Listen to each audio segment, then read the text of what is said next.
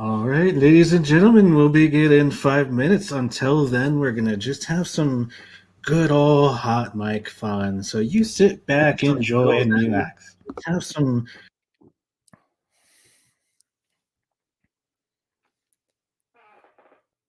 Remember, people, if you need to hide a body and you have to bury it in the woods, just make sure you plant endangered flowers. That way the cops can't dig it up and save yourself a costly court case. Pigs work better. Also, pigs.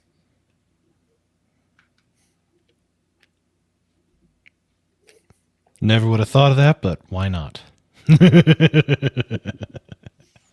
On tonight's episode, since we're covering relationships, love, and romance, I just want to remind people robots do not count. Unless you buy online. Is there an exception for blow-up dolls? Always. If you want there to be, sure. These hot mic moments are brought to you by Man-O-Rama, always looking to entertain you before we get serious. Have you ever seen a gladiator fight? Every day on Black Friday. Tell you what, if you want to see a real asterisk gladiator fight, go to a comic convention and pit a Star Wars and a Star Trek fan against each other. You're welcome. I'll take the Star Trek weenie. And just say, may the fart be with you. Or use the Force, Luke. Quote, by Gandalf. As long as he's in a red shirt. Not responsible for misrepresentation of force. Please do not use excessive force when battling to the death. Make sure you ask Luke what his pronouns are first. I love how pronouns. We're almost ready to start, and due to the name of the episode, I see Dark Helmet saying, "So, when are we all man hugging?" All right, this ain't that kind of show, buddy. Why do you think the cameras are off? Dude. When we Sweet. when we get in touch with our feelings and learn how to human love, just as we do on Earth. Be careful about the L word. You may make robots spontaneously explode from not being able to comprehend. Or just your average everyday Vulcan.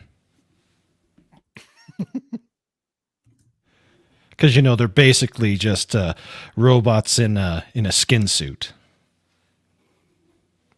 If you put a cup of water in front of your date, you gotta.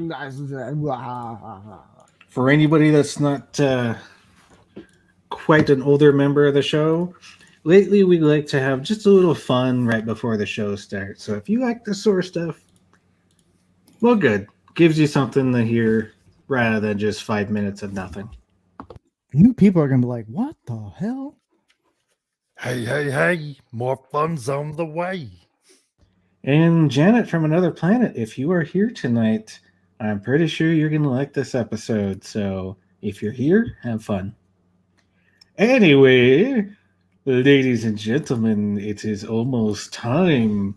Unlike a certain other content creator, I do not have loads of tea. But here on Man-O-Rama, we have gentlemen of varying experiences. So let's go ahead and kick off Man-O-Rama Season 1, Episode 17. And, of course, to start our show, we have the usual. And by the usual, I mean we have the man that is starting to become the myth and the legend. Maybe he'll become a gunslinger. Maybe he's going to raise a bunch of horses. But one day, more than likely, he's just going to watch the sunset with a pint of beer. It's Rancor Steve. Well, howdy, everybody. I'm glad to be here. And of course, as the battle of good and evil continues, we still need our superheroes. Some call him Atlas. Some call him the Maple Syrup Avenger. We all know what he wants to do to the evil man in charge. Welcome to the man that wants to create a new universe. The Comic Relief Crusader. Ooh, yeah. Ready to get it on, people. And of course, as usual, we have our local craftsman, a man of many experiences. He can tell you things from anything in life, but most importantly, if you're looking to escape from it, he's going to make you a great mead. Welcome, the Lost Wanderer. Greetings, everyone. Hope everyone is doing amazingly well today. And new on Man-O-Rama is a gentleman that will earn his introduction. Once we get to know more, you'll get an epic introduction worthy of his praise. It's the anime guy. Oh, you know. Thank you so very much. I appreciate the opportunity to be here, and yes, we will definitely whip it. We'll whip it good. Oh man, it's once it gets to Wednesday, I'm like, ooh, just a day, 24 hours until Man-O-Rama, and then I start thinking, I gotta get a lot of footages to the producer because I don't have any images or produce whatever. I don't care. But here we go. When the Godfather said season 1, I was like, oh man, we're doing seasons now. But we We can. Who knows? Who knows, man? But I am glad to have Brandon on this show. It's been a long time coming. I like to scope out who would be great as guests on the panel and to see how things go. So it's a blast to have you finally on here. I know we were on Snowdub's show probably like maybe a month ago. It feels like it feels a Time long flies. time. It's been a few But weeks. Yeah. So when I saw you on there, I was like, oh my gosh, I gotta have him on here. He's got that radio voice. Welcome to NPR. But yeah, I just wanted to go around the table to see how everyone's doing. My week has been very hectic and just pretty crazy, but the wife and I have been watching the John Wick movies and leading up to, which I didn't know. I feel this is a very special episode because tomorrow John Wick comes out and I'm taking her to see that movie. So we're watching all the way through. So I think tonight, hopefully I get to watch the third one. I just watched them probably, I think last month all the way through or something like that. But I'm excited to see it. It's a highlight. I've been waiting 3 years for this damn movie to come out. So who doesn't like to watch a guy who actually can properly use a gun proper? Like, come on. Yes. But Atlas, how has your week been? Or 2 weeks, I should say. Yeah, 2 weeks, man. God, it only feels like one just went by though. It's kind of weird, but no, it's been pretty good. Been getting quite a bit of work done here and there and everywhere. Saw our oldest daughter yesterday, which is great. God, picked up a delicious burger at Fat Burger. Oh God, loved it. Got some videos done for a customer, and I was propositioned by somebody that already has not that kind of proposition. Okay. Calm down, big guy. My name's Bob. Yeah. Who's already put out 2 sci-fi books, to do kind of like a prequel comic. So I know, right? Nice. Very nice. Very nice. Very, very nice. Yes. So, And yeah. nice. Jeff, or I should say Franny, how was your 2 weeks? Okay. Oh, wait a minute. I should extrapolate on that. Context. It's been interesting to say the least. Got a lot of interesting background work done on some projects I've been sitting on. So I've been I used some of the time off last week to tackle some of that, and I'm liking where things are going. Learning a new program, and Ooh. we're getting there. Nice, nice. And Brett, do you like to be called Brandon or the anime guy? How would you like to? Either.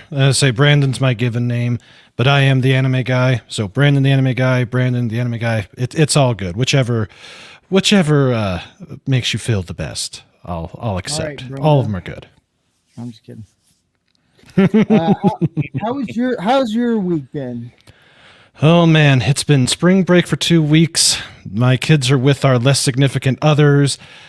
No kids around the house. It's been relatively quiet, but it's like it's too quiet. So I'm ready for them to get back home, get away from our less significant others, and get back on the right path. Because there's a reason that our less significant others are called that, and I've called them a lot worse, but we'll just say that we don't see eye to eye. Oh Nice. my. And the Oh, no. Father, how's your week been? Or 2 weeks, I should say.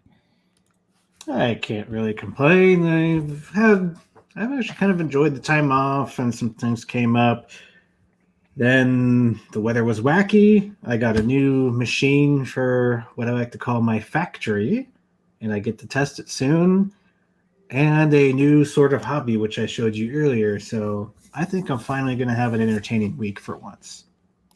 There you go. There you go. I think any guy can find something to entertain himself is well done.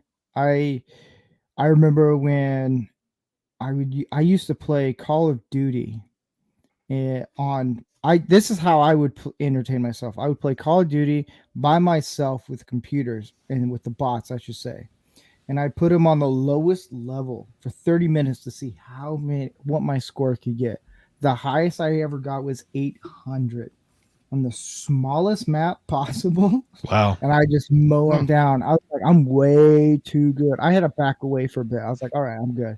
I remember when I played online one time, I got like really good with a bunch of I lived in a house before I got married with 5 guys in this pretty decently good sized house. And the goat father knows this house that I was in for a while, and we would play Call of Duty. So we finally got online Xbox Live with one of the other guys, and I nailed across the map. Mind you, I had the worst record, and we played. Somehow there was a guy in the top 3 of Call of Duty at the time. This was maybe about like 9 years ago. Nailed him, snipered across the map, and you could just hear him on the phone. He's like, "What the fuck? Like, why? And it lowered his score down because I nailed it. And it was at the time I had Dingleberry as the name. He's like, I was like, I didn't have a mic, so I couldn't say anything. But it was funny. My favorite if any of you guys, you can chime in. If any of you guys ever played Xbox Live or any of the PS5 Live or whatever they want to call that,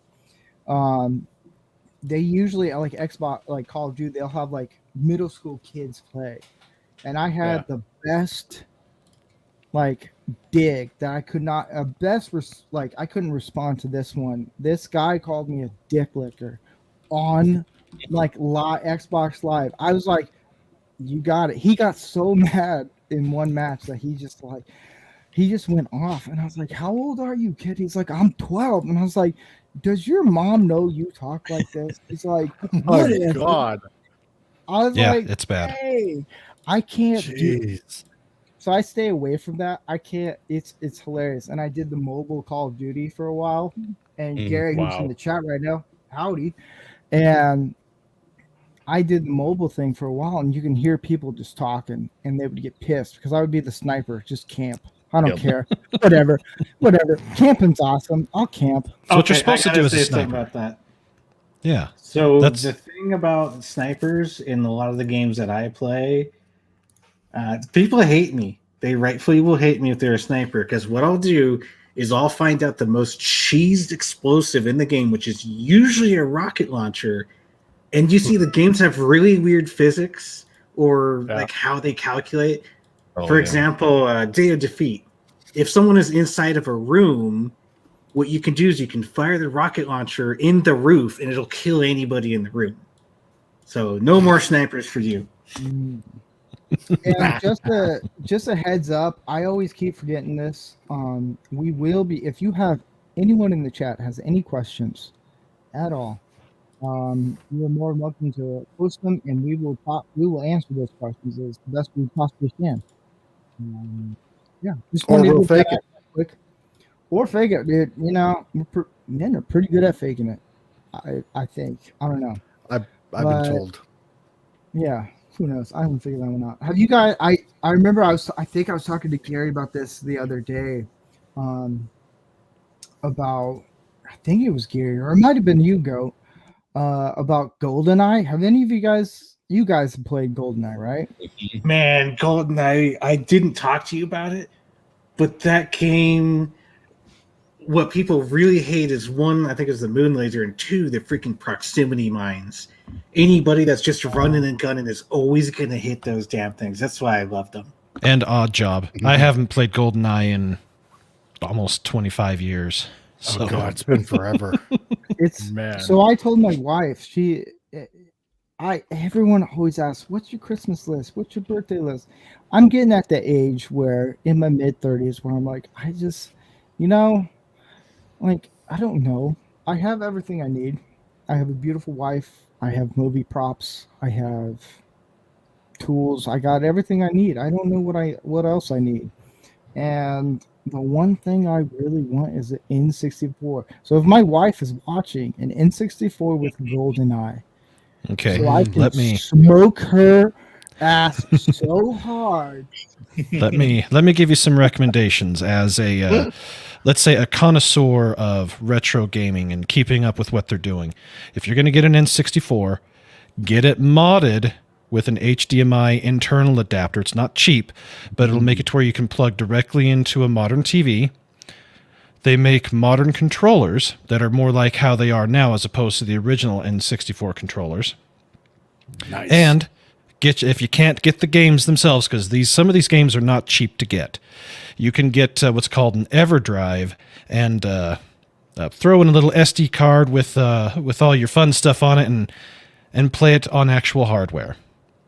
So that's what I would recommend to do. And then yes, just don't use Odd Job, and if you get smoked, it happens. So I think you and I have to talk about this once we can talk about this later. Yeah. I think this is something, you know, even just having the N64, like, you know, Oh my gosh. GoldenEye, that was my favorite game. Every New Year's Eve in Nebraska when I visited. Oh yeah. It's good stuff. That and Shadows of the Empire. Yes, another great Love game. that game. Oh. Oh man, N64 was a really good system. I remember when I had NES, my mom gave it to Goodwill. Oh no! Yeah, it happens? What's the game? I can never get it right. It's one that you can do up, down, left, right with the code to get Contra or Life Force or Gradius. Yes. I can never beat that game, but it was fun to knowing that I could get it right.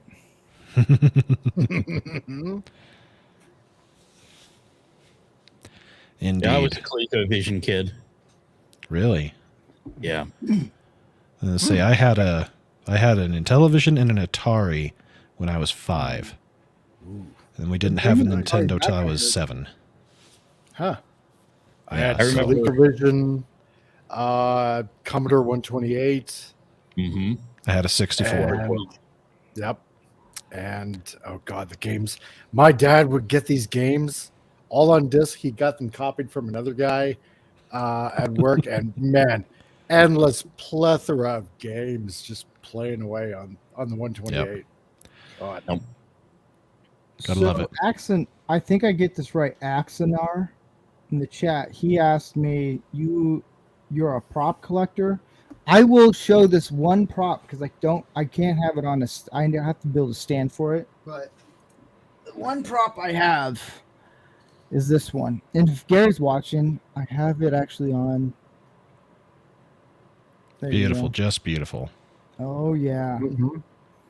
it's glorious. Perfection. So Axonar, if you're still watching, here's one of few props I have, movie props. Gary built this one for me. If you actually strip this away, it's the same gun model as the Rocketeer, which I didn't know. And yeah, so here's that one. I like it. I need a bigger desk. That's what I need, a bigger desk so I can have this hanging right here. It's hanging up like I have a DVD shelf, and I have some of my props there, and it's like covering all the DVDs. So you have to move all the props around and all the Lego sets. And my wife's like, "You have way too much stuff." So I had to put a lot away. And I was like, "All right, I'll put some away." I had to get rid of most of my stuff, and I've just started rebuilding. I've kept a few things, like I've got my TIE fighter, my little starship I built when I was 8. Nice. I'm a little sus, and I've got my PS1, the 1001 series, and then I just started back up with my anime collection, and I also picked up this little beauty just the other day, the director's super duper awesome edition of Star Trek The Motion Picture 4K, and it is worth saw you every post penny. that. Oh, Yes, God, I had the yeah. choice between either it or Star Wars Episode 4. It I as ju- in the original, the TV one, or I wish. the No, it's the Disney release? 4K The release. movie. Yeah, the movie. A New Hope, as they call it, which it's just Star Wars. Yeah, Mhm. Star I Wars actually breaks had my that in heart. 3D.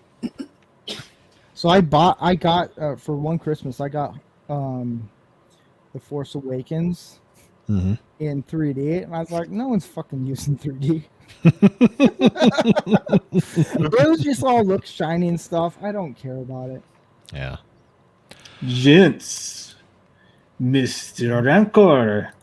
I know we absolutely love all of our comic and geeky stuff, but I'm pretty sure the ladies here want to hear us talk about the other kind of love.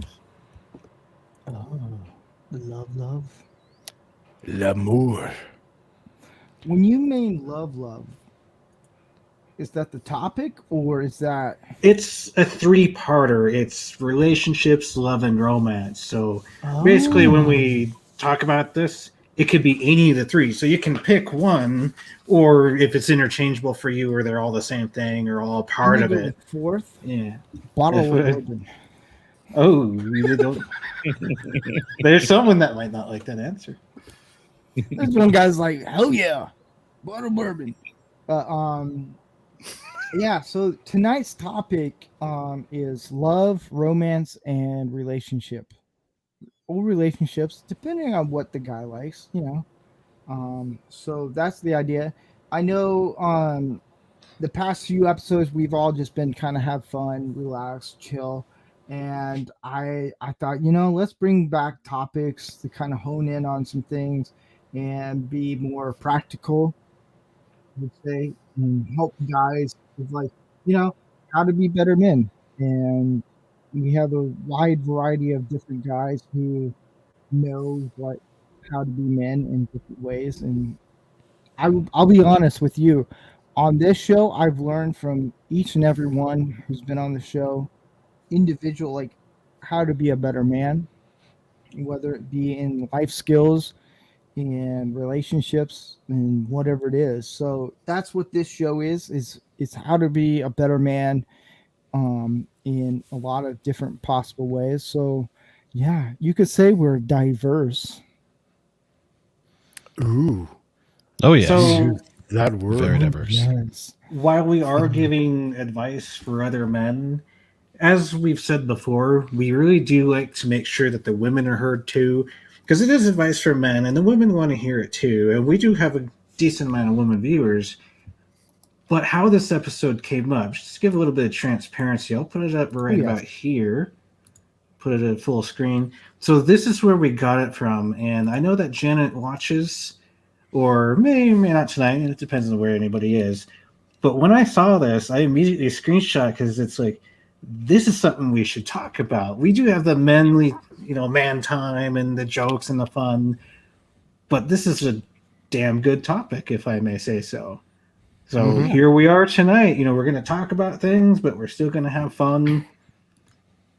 But that's pretty much how the episode came up. So, Steve, is there anything you'd like to kind of go immediately take over on that, or?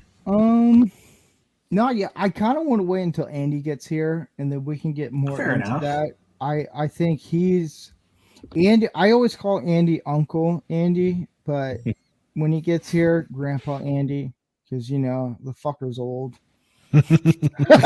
Oh man! But say it to his face. Oh, He's I just will. I was like, advanced, aged. Oh, damn, he old. Yeah, I love Andy. He's a great guy.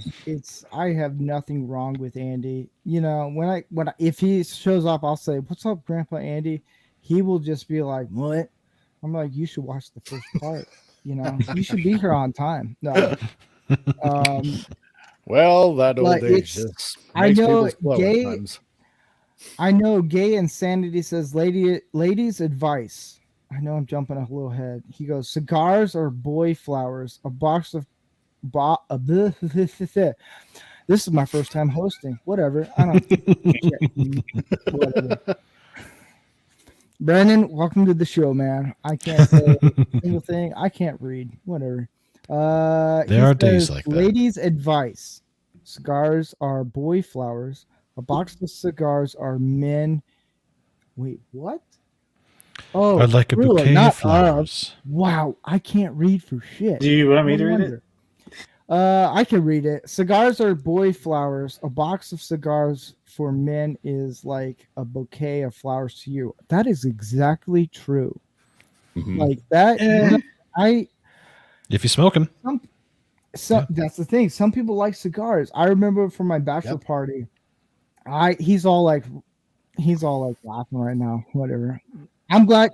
You know what, Insanity? I'm glad that you're here. I'm glad that you're watching the show right now. Awesome to have you here. I remember my bachelor party. We went to a cigar shop. We smoked so many cigars, and we went to a casino. And I was up probably $800. Wow. And then I lost it all. Oh no. And Oh no. I blame that on Jameson, but it's blackjack. It's what happens, the first time being in a casino, let's do it. I remember I went last year to a casino with a bunch of my now brother-in-law and father-in-law. We did a gun safety course in Nevada, and they're like, let's go to a casino. And I was like, all right. Casinos are stupid. Mm-hmm. That's all I gotta say. Casinos are stupid as shit. They're meant to attract people that can't control themselves. Yep. True. Exactly. Yep. And they want all your money. That's right. And they get it. Yep. First rule of the casino: the house always wins. And anytime a person wins, it's chosen just so they can't be sued because nobody wins. Exactly. That's why I don't go to casinos. I've been through Vegas a few times, but that type of atmosphere has just never been my type of thing or my type of fun. I do love to play cards. I'm pretty good at it. Not great, but I do know how to play. But I don't think I would want to do it at a casino. Yeah. I mean, we got a few here in Alberta, but and I know a lot of people up here, they like to go to Vegas. I've never seen the draw to go. Well, there are other things to do, but oh yeah. For a while there, Las Vegas was really trying to make themselves a more family-friendly place. It started to reverse a bit, but you've got all the casinos, you've got the strip, then you literally have the strips, and then. But there's also other places and things to do, like the Las Vegas Motor Speedway. If you like car racing, they have that, and they've got they used to have some pretty good sized arcades. And I, gamer, love the arcades, but that's the geek nerd dweeb side of me that loves that stuff, and I love it. I love being a dweeb. So, have you any of you guys ever seen on Netflix? It's the Formula One. It's F1 Survive. Not It's yet. the Formula One show or docu series or whatever you want to call it. It's a really, if you guys have Netflix, I would recommend watching it. It's a really good show show. And they just recently had in Vegas did Formula One, and I looked at the dates. I think it's November 18th or the 23rd. It's one of the Saturday near the end of the November of this year. And I'm thinking about going to just watch Formula One. I've drawn to love that sport so much. And Nice. I mean, Man, that's going to be a how cool- race. Yeah. Yeah, how cool would it be to do this show in Vegas? Like, come on, man. Ooh. Well, I'll tell you what, It's- Vegas is only an 8-hour drive for me. And the NASCAR boys do 2 rounds in Vegas through the year. But this is the first time I think I've ever seen F1 go there. And F1 is, if you think NASCAR is hot, F1 gets really hot. Those cars are insane. Oh yeah. Yeah. Insane Well, pieces they of did machinery. it. I think last year they did it for the first time. It was Wow. such a big hit. So I think I want to say it's on the strip. Wouldn't surprise me. I'm not 100% positive if it's on the strip or not, but I think that's where they do that course there. And I'm thinking about taking a trip out there. Like, it'd be fun to actually to watch Formula One there. And like, if you guys haven't, if anyone in the chat hasn't seen F1 Survive, I'd watch it. It's insane. Last season was a lot better show to watch. This season was okay. I just milked the shit out of it. Like 3 days, that's all I need. What does the goat father has to say? Nice. I was just prepping something when you showed up. What? I put this Plus, on up top of that, we thinking gotta. it was gonna be a little while because we don't want to leave him out on anything. Then boom, he's there.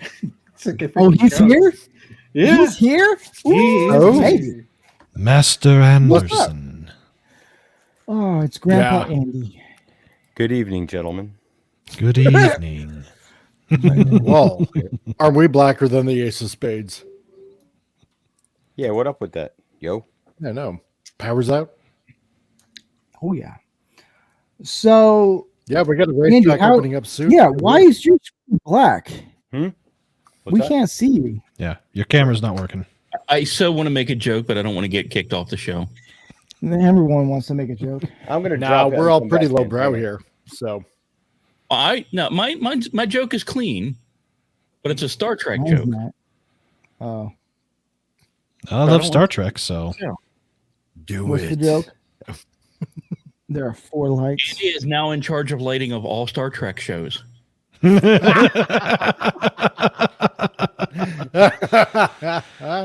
And you know what's funny? He would actually do a better job. Yeah. You'd actually be able to see everything. I will say this on my show, I say a lot of random things. Andy, Goat, and everyone else Gary can vouch for this. I say a lot of random things, and when I'm wrong, I'm wrong. And I never want to bring pop culture into this, but the first season of Picard this year, I was like, this is a good start. And then I get to the next episode, I was like, this is shit. So I stand corrected. It's shit. That's all I got to say. Moving on. Yep. Andy, how has your week been? Uh-oh. Let's see. Oh, like I that think laugh. I think my dog is dying. Oh no. She's almost 12 for a lab, so she's old for a large breed dog. Yep. Friday I took her to the vet for a sinus infection. Got some antibiotics for that, and got some eye drops that go in through the tear duct and actually loosen up nasal congestion. Wow. She has stopped Odd. eating. Now she was before this, like she was getting bouts of pancreatitis, which we were treating with Pepcid as per the vet. And so we were doing that, and she was doing fine. She would get every night for dinner, she would get grilled or baked chicken with a brushing of barbecue sauce on it, with a side of sweet potatoes or spaghetti squash, depending upon which you like that day. She was doing fine, and then all of a sudden she decided she didn't want to eat that because before that she stopped eating kibble. So started her on just the raw diet. So last Thursday she wasn't eating anything, didn't want the chicken. So like, all right, maybe she's just bored. Let me try some beef. So I went and bought her very own roast beef. She didn't want the beef. So I took some beef broth and I boiled up some of the beef in there and I threw it in the food processor and made a stew out of it, and she ate that all up. I made it for her the next day and she didn't want it. So that's when we took her to the vet, like, sinus infection, probably because she couldn't smell anything. She didn't want it. So now the nose is clearing up, but she still doesn't want to eat. So yesterday she had 3 hot dogs all day. That was it. That's all she wanted. Because I tried everything else that I had in her fridge and she didn't want anything. This morning she did not want the hot dogs. Tried scrambling her some eggs. I tried making her some cheesesteak because when I had a cheesesteak last week, she ate some of that and thought it was great. Made her a hamburger. She didn't want that. She was eating sweet stuff, but then she stopped eating sweet stuff. So I'm like, okay, pancreatitis, so like that, it might take her a day or so to like just fasting so it doesn't act up again. But so tonight she has had the broth from wonton soup, which is all she ate all day. So she's in bad shape. And then I was doing a class at 4:00. My daughter calls me. I have a flat tire. I'm at work. My tire's flat. We can't get my spare tire out. So I go down there and, of course, so whoever put it in the last time put it in upside down, and they stripped out the little plastic thing that goes on the holds the bolt in place. So of course I didn't bring my tools in because I just assumed that like she's probably just doing something wrong. So I had to go back, get my tools, come all the way back, made it home just in time to do my 8:00 class. Had enough time to have a ham sandwich for dinner. That's been my week. So yeah, it pretty much sucks this week. Sounds like it. Sorry to hear that, Andy. I did just have a whole lot of fun because one of my guys was in here, and he just got into a little tussle at his motorcycle club. He's been a member of for like I don't know 30, 40 years, since the 70s, and he's about 250 pounds, and the guy he's like 5'10", 250 pounds. The guy he was tussling around with was 6'2" and 340 pounds. So, but he wasn't able to toss this guy around. So it's like, all right, you're doing that. Like, so they eventually broke it up. Like nothing really bad happened because one guy's 68 and the other guy's 63. So they got tired pretty quick. But it was like, so we were working on like different strategies with that stuff. So like, yeah, like when you're working with somebody, it's like 250 pounds, like, tossing around. It's kind of fun. So that made me feel a little bit better. But that's been my day. How about you guys? Oh, it's a whole bunch of shenanigans, But, it's all fun and games until someone pokes an eye out. Yeah. Jeez, Andy, I hope stuff gets better for you. Holy crap. It will. It's there's an old Chinese Then we call it proverb. hockey. It's an old Chinese should be I'll endured translate because for him. they will both change. So we're gonna get into the next segment. I do hope that Andy. I hope everything goes well. Thank you. Yeah, my wife, same here. They had a family dog of, I think, 15, 16 years, and they just put her down. And my dog used to love their family dog. So it's been a little rough on them. My wife has grown up with this dog, and so it's I can relate to dealing with that. Even growing up, like I had a dog that named Magnum that we had to put down, and it's not fun. It is when they say a dog is your man's best friend, it is. Like if I'm feeling down, my dog will just put her ears down and just walk up to me and just cuddle. Like she'll snuggle up to me. She knows something's up. So it's a very personal thing. I think every guy should own a dog at some point in their life. Yes. It's, you know, fuck the cats. I don't care. It's But a heart-wrenching. dog, I will, I love my dog to death, and I'll go John Wick on this shit if anything ever happened to my dog. You see, you nailed a point there. Oh, I did. It's man's best friend. Cats are nobody's friend except for, well, the stereotypical crazy loner cat lady. But I guess there's something for everybody Right. out there. But dogs are Cats are the arrogant bastards. Yes, they are. Dogs are the most loyal creatures on the entire planet. You've heard stories that they'll get separated from the family. They'll start smelling, and they go for miles and miles and days, and they find their way home to their owners. Or many years later, they recognize their people. They got lost, separated, whatever happened. And you always hear these stories that dogs are always there for their people, especially when the people love the dogs. I guess we are sort of talking about the topic tonight, but it does count. A dog is a family. You're going to love your family, especially when it's a dog, because a dog is the most innocent thing on the planet. Oh, yeah. Well, here's what I'll say. Cat more than my dog. Yeah, I've always had, my mother and my grandfather always had cats. My grandfather had a dog when he was a young boy. He had a Jack Russell mix, and out of all the pets I've had, currently we only have a cat left, and then we have our little Yorkie Ruby. And between the two, even though the Yorkie is designed to be a Mauser, the cat does a better job at it. But our little Penny, she's an indoor outdoor because of where we live right now, but she's a great cat. She's very mellow. She's loving when she wants to be. But you're right. Cats are assholes. Cats can be bastards.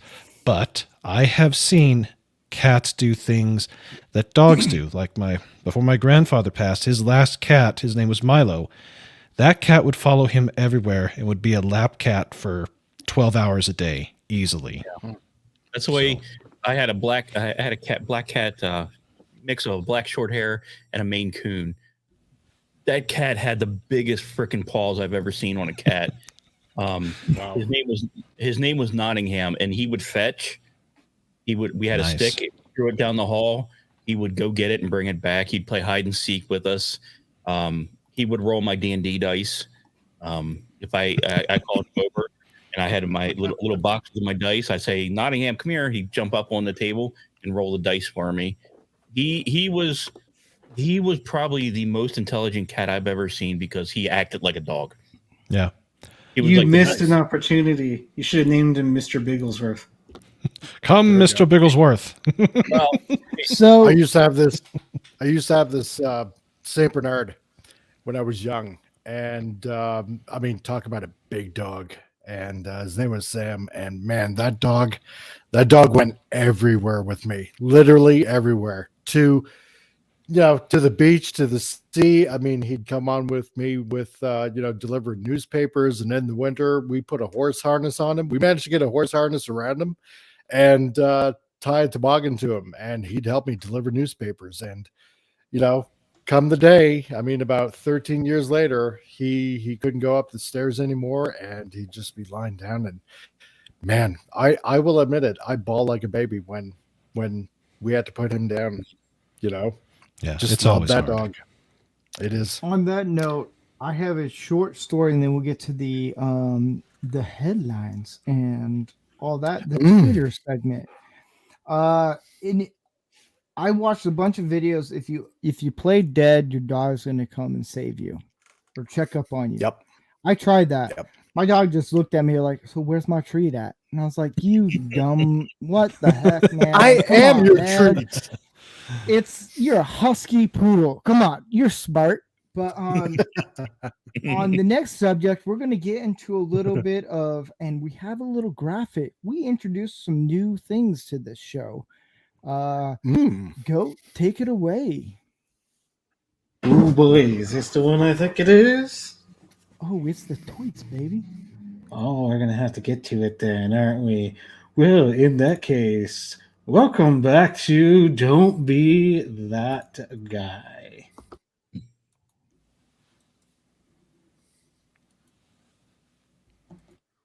Don't be that guy. Oh, our budget So- increased. Sweet. I realize this. I want to give a shout out to Fet for Hire. We've had these graphics for a while.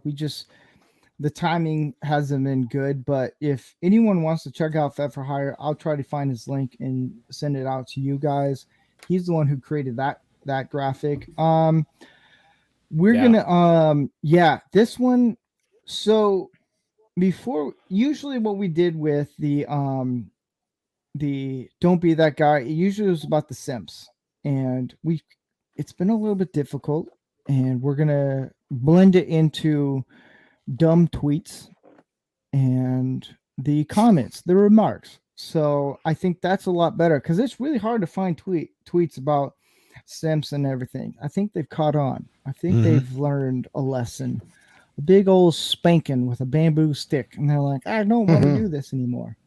So if you want to bring in this tweet here, this one is funny because this one's very relatable, and it's I'm trying to see if it's on the big screen. It is. If anyone else can see this, I can't. Oh wait, hold up. I'll do this. All right. So it says, Reed Jackson rising by at corporation. No. Read the Joshua. Elon part first. So it's I'll get okay. So Elon Musk said a latte is really just an excuse for adults to order warm milk without sounding like a baby. And then this guy retweeted it and said, it really adds insult to injury that the richest guy on earth is also an absolute massive loser in every way. All right, so I worked as a barista, and I'll say this. Elon is right. Anyone who puts warm milk into their latte, now, granted, I do the same thing, but that's because if it's cold outside, I don't want a cold drink. And a latte to me, I like espressos. I'm not a big coffee person. I'll have a coffee, but if I can get an espresso, I'll do it. And I'll add some cold water now. With working with Gary and being friends with him for a few years, I've learned, just put some creamer in the espresso and you're good to go. But he's right. Elon is totally right about this. What are your guys' thoughts on this right here? What Elon said and what the guy said. I really want to jump on this freaking one right here because you got the mic. Oh man! So one of the things to always keep in mind with this type of absolute trash is the fact that you're talking about the dude that not only owns Twitter but owns some of the largest companies on the entire planet. He can hire anybody to make any of his desires a reality. Look at SpaceX. He improved old technology. That's his thing. He keeps improving old technology. The dude pays more taxes, I think, than anybody on the planet ever has, and he's doing it again. Yep. He has countless thousands of people working for him, and he's just going to keep taking over more things just so better people can have control of it.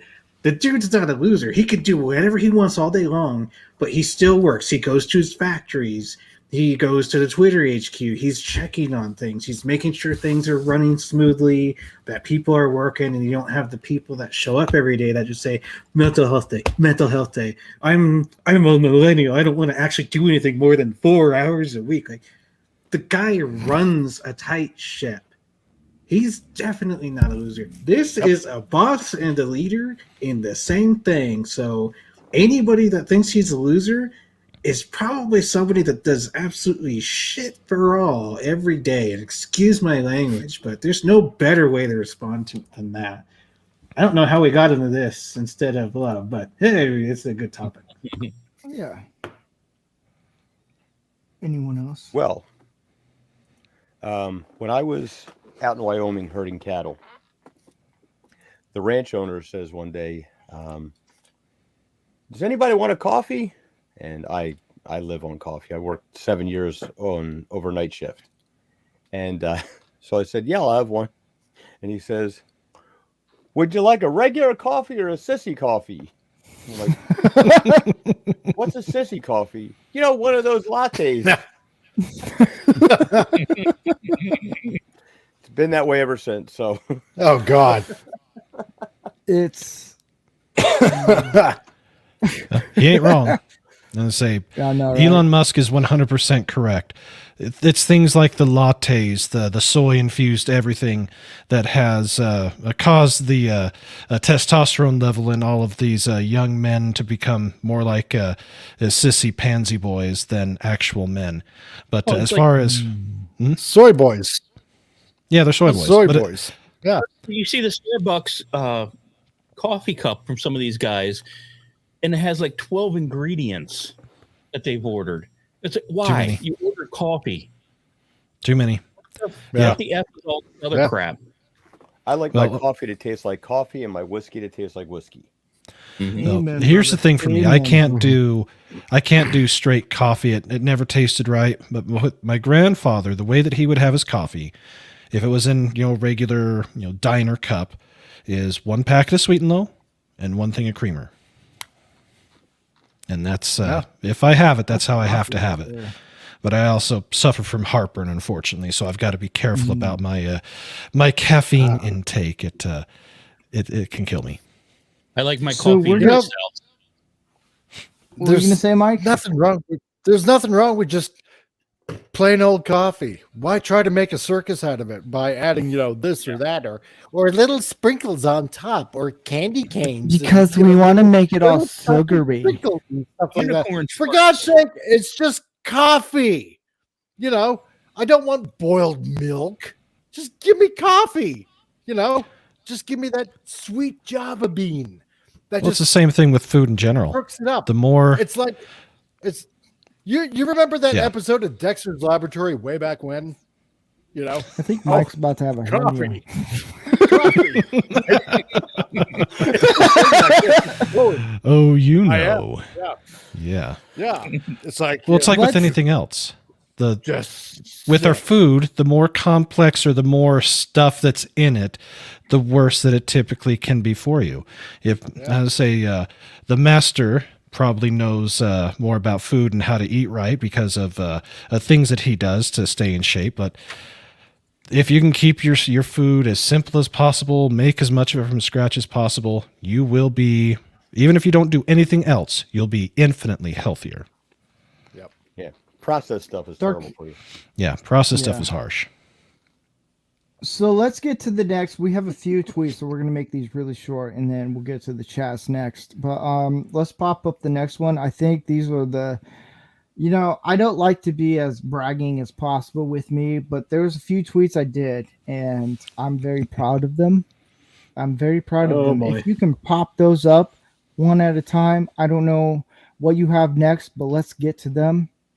Are you sure this thing is like this could cause internet warfare? Are you positive? Bring it you want on. me to Bring show it it? on. Oh do boy, it. ladies and gentlemen, do it. are you ready? I don't know. Not Speaking- on. Speaking of love and romance, this man has love for something new, and here it is. All right, so I Yeah. posted. All right, so I posted a picture of a pizza I ordered on St. Patrick's Day because There we roast go. cabbage and roast beef, everyone's doing it. I was like, you know what? I'll wait. And at the lodge, we're gonna have that with Gary and all them. And I was like, I'll go a little bit different. I posted a picture of a glorious pizza with pepperoni, bacon, jalapenos, and pineapple. I said a real man you go. will have pineapple on his pizza. And it started an outright war that I didn't know was there. And if people caught on to it, I said, Will Here we go. is willing to actually put pineapple. What do you guys think? Is pineapple? We'll make this very short and we'll get to the next one. Is pineapple yes or no? Question answer. Is pineapple acceptable on pizza? Yeah. Why not? Franny or Mike? You said yes. Franny, what do you Yeah. say? No. No, Brandon. Damn it. Originally, I would have said no, but in that combination, having Yes. the sweet with the hot would The work. hot makes the key. Okay. Yes. Andy. I had Hawaiian pizza in Hawaii, and it was fabulous. When it's done right, it works. When it's done wrong, it sucks ass. Oh yeah.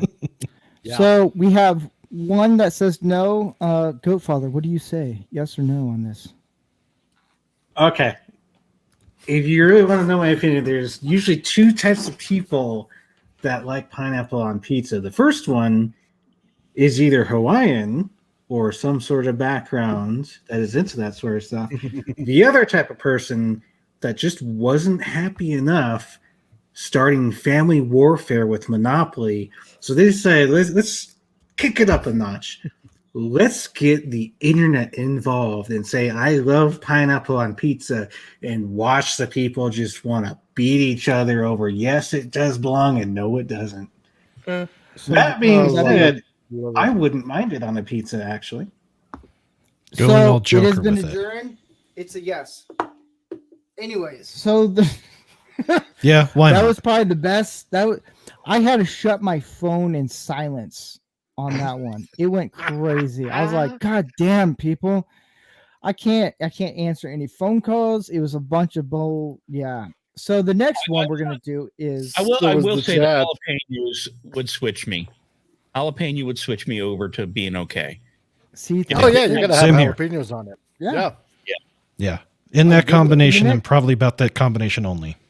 Yeah. Mhm. So the next tweet of the I just think this is funny. It's pull it up right now.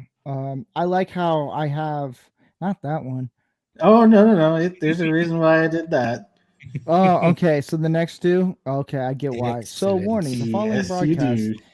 is performed by licensed toxic males. None of the opinions of the panelists should be taken in any other manner than entertainment. We are professional idiots. Not a doctor. Yeah. So this one. So Matt Walsh, I guess there's a video out of on Daily Wire if they could pick doing dishes or laundry, and everyone pretty much said laundry. Ari Drennan said, "Don't worry, darling. Not one of the male Daily Wire hosts even knows how to do his own laundry." I responded is when women mock men for not knowing how to do laundry, you have to think, can that woman make a sandwich? No. You have to think about it a little bit. Can they? Oh, boy. It's Oh no. here's the thing. To me, this is a good double standard of what women can say and what men can't say. Here's Yeah, the thing. If a they're just going woman's to call you gonna mock, misogynist. that's the thing. If a woman is gonna mock a guy for not being able to know how to do laundry or dishes or whatever, I think it's okay, but like, you know what? I can say, can you make a sandwich? Actually, Like, want to Well, make if a men and point. women, if men and women want to be equal, then if you're gonna give it, you better take it. Absolutely. Exactly. I'm going to throw this out here because when you think about it, it's stupid easy. When's the last time somebody has actually manually by hand washed clothes rather than you put it in the machine, you put the soap in, you select the settings depending on what temperature it is, what colors it is, and you hit start? Who has actually taken the time to do it by hand? Nobody. Yeah. 14 years ago.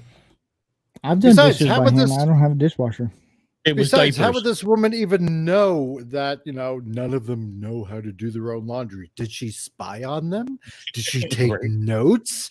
Did she like hide in the bushes and with binoculars, look, oh my God, he doesn't know how to do laundry. Such a ridiculous statement. Yeah, For God's it is sake. a stupid statement. You know what? I mean, I've known men that actually do not know how to use a washing machine, but you know Yeah. what? I know how to use one. I've been washing my own laundry since I was a teenager. It's not complicated. It's not a hard thing. No, You it's know not. what? It's No, it really ain't. easy. It's ridiculous. Andy, do you have Stupid anything statement. to say? When I was 13 years old, my mother said to me, "Happy birthday. Grab your laundry and come with me. I'm teaching you how to do your laundry because I'm not doing it anymore." When I turned Nope, my 14 mom did the same thing. When I turned 14 years old, my mom said, "Come with me. I'm teaching you how to cook because I'm not doing it for you anymore." When I turned 15, I got introduced to the ironing board, sewing holes and buttons and stuff back on because she wasn't doing it for me anymore. And then when I turned 15, my dad said to me, "You're going to need a car in a couple of years. You better go get a job." And my mom said to me, "I'm teaching you these things because someday you might meet a girl and if you decide to get married, it's going to be because you want to get married, not because you need somebody to do these things for you. It's about independence." So as far as I'm concerned, if there's something you can't do that's a basic necessity, that's your problem.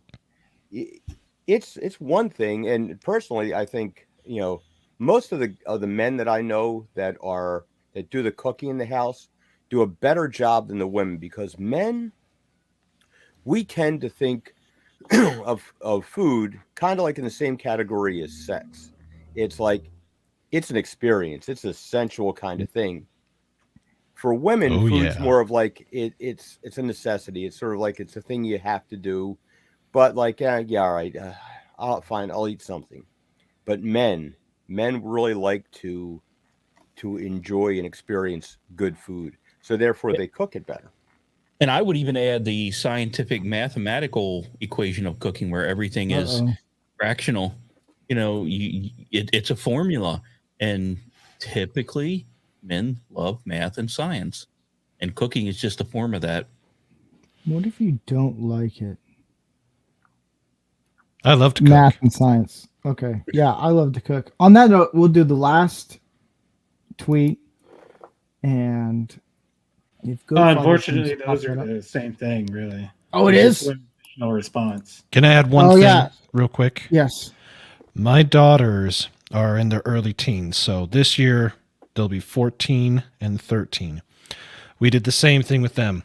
At about 10, 11, we showed them how to do laundry. They've been doing their own laundry. If they don't have clean clothes, that's their own problem. We've been teaching them how to cook, what food they'll eat. They know how to take care of themselves. And when we're almost at that point where the oldest one can start taking driver's ed and she can get her license at 15. And they both know that if they want those things, they got to work for them. I'll help them as much as I can. But once they hit that magic number of 18, I've already told them, once you're done with high school and you turn 18, you can stay, but there's 3 things you got to have.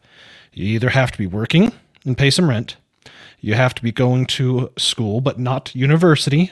We told them we would help them pay for trade school or some form of a 2-year degree, something that can actually get them up and going and working to be able to be self-sufficient before they're 20.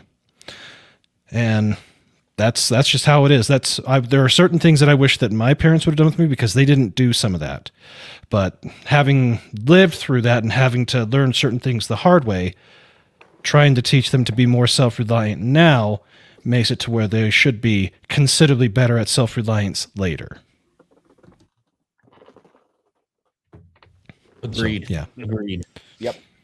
And I've only got daughters, so I don't know how to handle boys, which is it's a double-edged sword. The girls were really easy when they were younger, but now that they're teenagers, they've become monsters. I have a 14-year-old son. And some of the stuff that he's going through is actually kind of fascinating.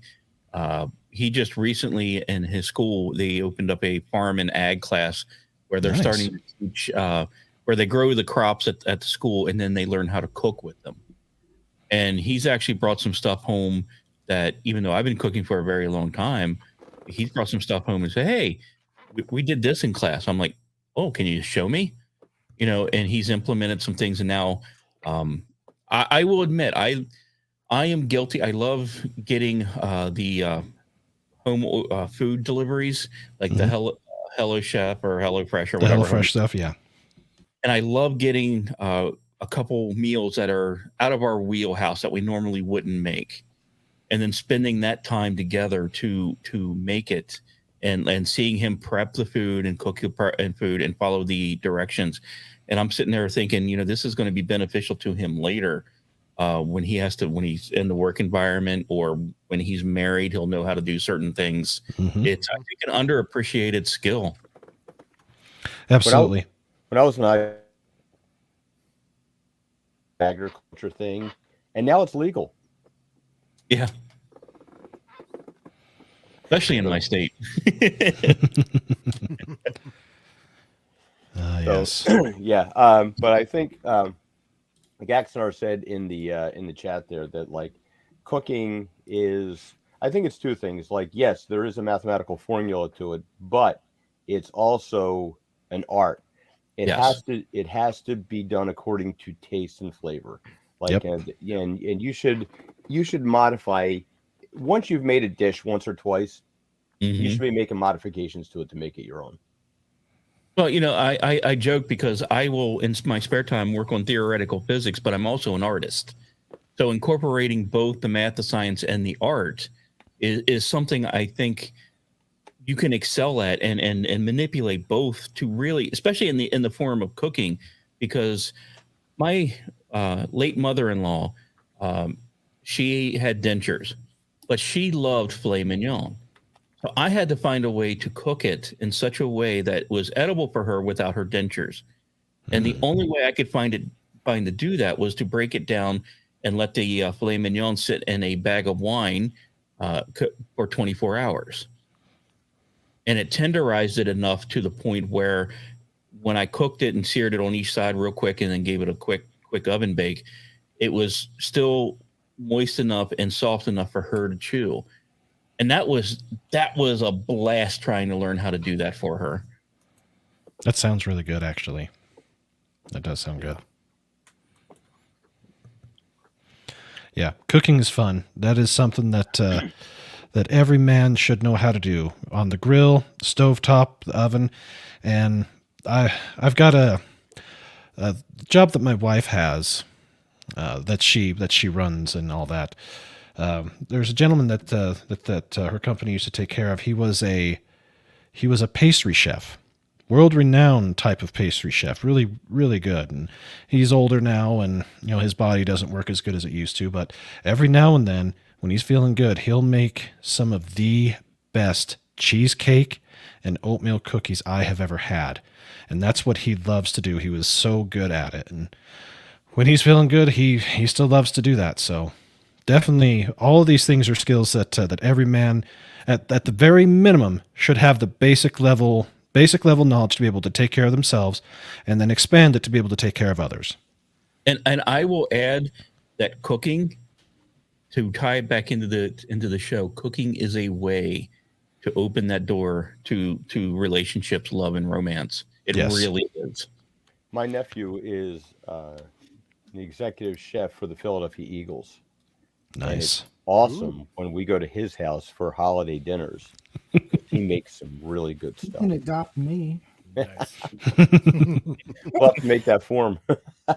I know, right?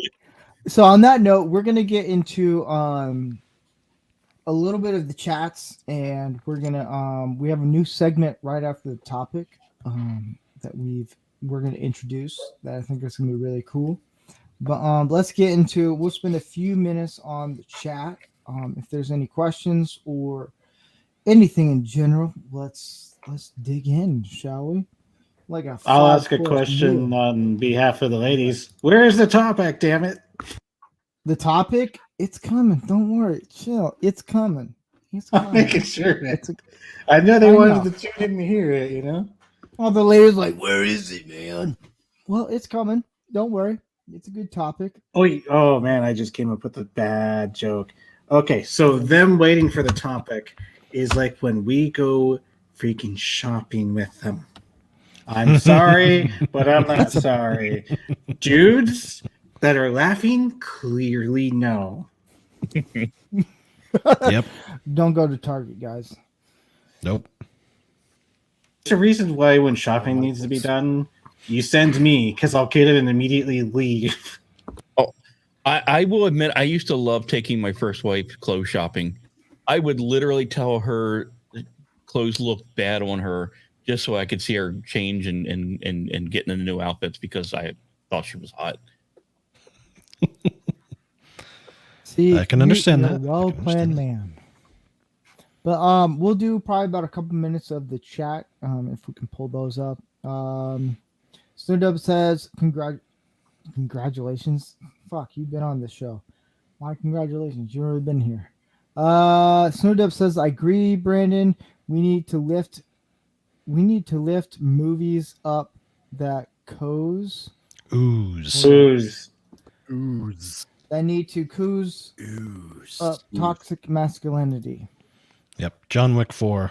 Everything I've heard about that set, it's an instant classic must watch. You know, everything, it is everything that we need, but we haven't been getting for however long it's been since we've been in this dearth of Hollywood. Right. I'm seeing it tomorrow, the fourth one. I heard it's good. I Excellent. know Admiral Teague, howdy. Glad you're here in the chat. Says now are we talking gas ovens or electric here? Because I was told my gas oven is evil. Yeah. If you That's live crap. in the Yeah, middle that's of right. nowhere, electric. Because in the middle of Gas, nowhere, you baby. probably don't have gas anyway. So solar and some batteries, you're set. This is Yeah. how you do cooking, all right? Over a fire. Okay, you That's how can't you beat do a it. fire. Yeah, that's I for know. sure. That's how you do it. Primal. I know Big Daddy K said, Ranko Steve, you drinking wine in a mug? No, I'm drinking, what is it? I'm not going to show it just for, ad, whatever it is. They see me. I don't know. I'm always paranoid with YouTube. Oh, Steve's playing the bigger game. You didn't pay me to show this, so I'm not showing it. Oh, shit. Allagash North Sky. It's a stout. So it's pretty good. And then he names it It ain't anyway. no Guinness, but it's good. That's what I'm drinking tonight, a stout. And yeah. Any other comments? Grandpa Andy is just drinking something. I don't know. I have what no you're drinking. beverage. Oh shit. See, another bad thing in my day. I know. So on that night, Nope. whatever. Jeez, man. On that Oh, note, first- that night, First day with that on mouth. that. Listen, everybody. Yeah. Everybody, So everybody, we're gonna everybody, get into everybody. the topic of the night. That is love a lie? And this is something I actually had to think about for a couple weeks. And with being a man in relationships, I'm not a big fan of romantic comedies or any of the all like juicy, all that stuff. But there is an approach for men that they can come to with being in a relationship and being in love. Wherever I know everyone on this panel has probably been married, going to be married, or have been married. I know for me, it's mainly just sacrifice for me. It's putting in the work at what I do, putting my body through a lot of pain and suffering so I can provide. I think for men, it's providing is one of the number one things. Is you're showing love. It's like, I'm providing for you for your safety, whether that's dating or married or whatever the situation may be. I think courting, if I got that word right, my education hasn't hit right yet. But if a guy is going to court a woman, actually get to know her first and just also understand like what you want in a relationship and find the woman that you think is going to be not a match per se, but just in a way that can balance you, because you're never going to be, I think in relationship and marriage, you're going to have two opposites but if it can balance you, that works. Like in my marriage, my wife, she balances me. We may not see eye to eye on a lot of things, but I can see that she balances me on a lot of things. And in that, I can actually provide her with the love. It may not be in the typical Hollywood sexual things or money or anything, but it's in a way of like, hey, what do you need done around here, around the house? Um, Actually taking up work in the house rather than outside of the house, and letting her know, like, you know what, like, I'm here for you. Um, I just want to hear what your guys in a short possible way of what your guys' opinions and thoughts are of like how a man should actually approach love, relationships, romance, and in that way. Because a lot of guys have a different way of doing that, and I think, hey, like, I think this would be a good opportunity to bring this up. So the floor is yours, Atlas. What do you think that would be? Well, I think we got to remember what love is supposed to be about first. Um, it does remind me of a verse um in the Bible that love is patient, love is kind, it does not envy, it does not boast, it is not proud, it does not dishonor others, it is not self-seeking, and it is not easily angered, and it keeps no record of wrongs. So that being said, uh, um, it's yeah. If you're gonna find that significant other, sure, it's not gonna be a match all the time, and it's a lot of work. And if you're courting a woman, I suggest you study her like a college exam. Really, really get to know that person that you want to have roots with, that you want to lay down roots with. And I mean, I'll admit there are times that I've goofed up royally, uh, but in my own way, I've tried to make up for it or try to correct whatever it was that I've done wrong because I want to make a relationship work between my wife and I. And yeah, there are some times that I fail, and but as long as I have that drive to keep on going, or at least try to keep on going, then it can last. And I mean, my wife and I, we've been married for, God, I gotta think now, 22 years now. So I must be doing something right. I don't know what, but I must be doing something right. But no, I mean it's a lot of work. And sometimes we forget each other along the way about what each other's needs are because we're so preoccupied with work or other things. And sometimes when things are out of whack, like we think we have to keep on working and working. I suppose from a male perspective, we kind of equate that with wanting to provide for our families, and in a sense that's our way of showing how much we love our families, because sometimes we just work our butts off, but then again we forget that we also have to try to make time with our family as well. And I'll fully admit I've I fumbled on occasion, when it comes to that, because I just feel like I got to keep on going, got to keep on working to keep on providing, and I got to constantly remind myself that what, I got to take time away from what I'm doing and spend time with the family because I can't neglect them. So it's work, but at the long run, it can pay off. Well, it should pay off. Yeah. Franny, what is your opinion on how a man should show love or romance Well, I relationship? say this as a twice divorced man. I wish I would have met my second wife before I met my first wife.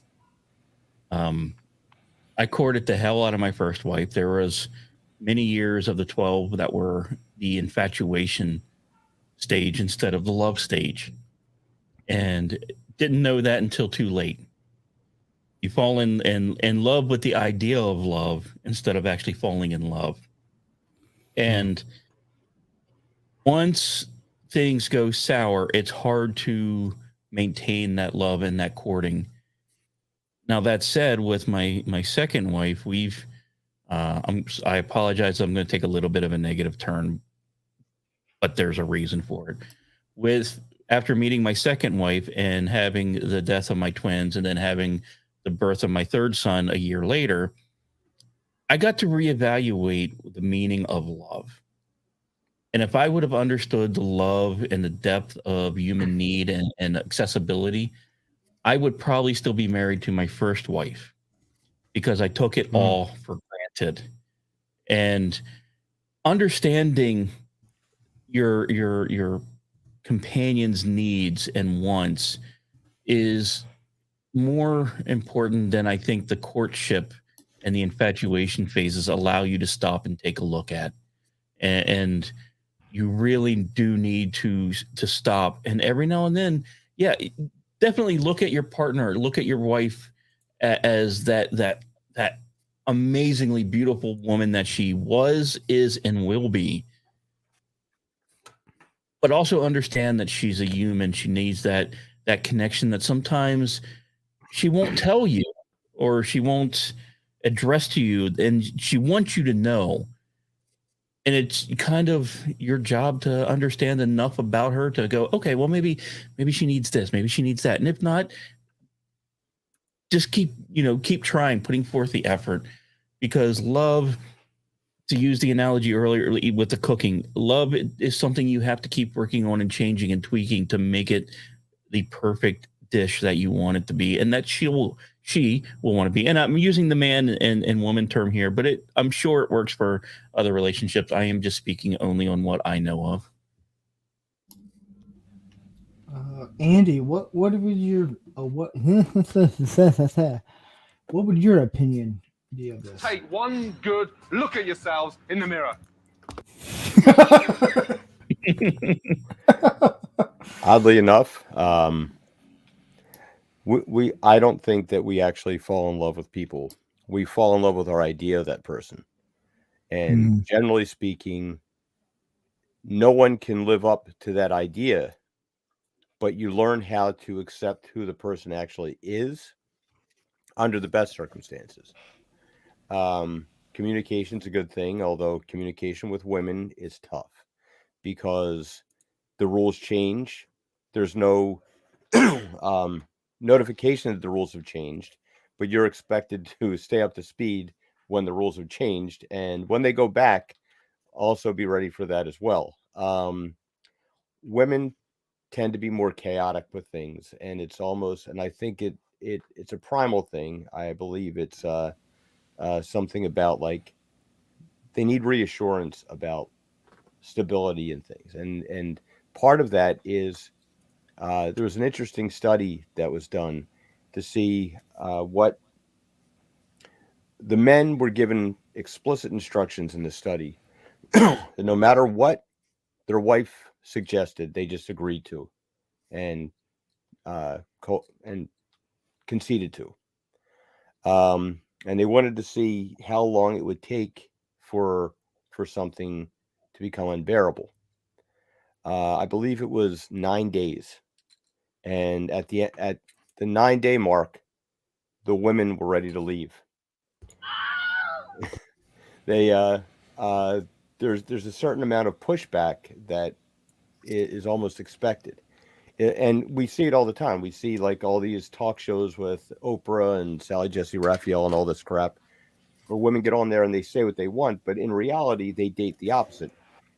We're all pretty nice guys on this panel here. How many of you guys know a really nice guy that's been dumped by a woman who went and hooked up with some asshole afterwards. So, Typical story. Mhm. well, yeah, because it's like you can say that you want these things, but you really don't. And because women tend to feel like there's a difference between selfishness and self-interest. It's fine to be self-interested. It's fine. Like it's kind of like the definition of greed, right? It's like greed isn't wanting more of something. Greed is wanting everything so somebody else can't have any. That's greed. If I just really like cookies and I want to get a job and work my ass off so I can afford more cookies, then that's not greed. That's focus, determination, and a goal. But if I want to go get a second job to buy up all the cookies so Brandon can't have any, that's greed. It's like, so Yeah. when you're going into a relationship, you have to try and get yourself. My dad had a saying one time. Said at some point you're going to meet a girl and you're going to be like, completely head over heels about her, and you're not going to be able to think straight.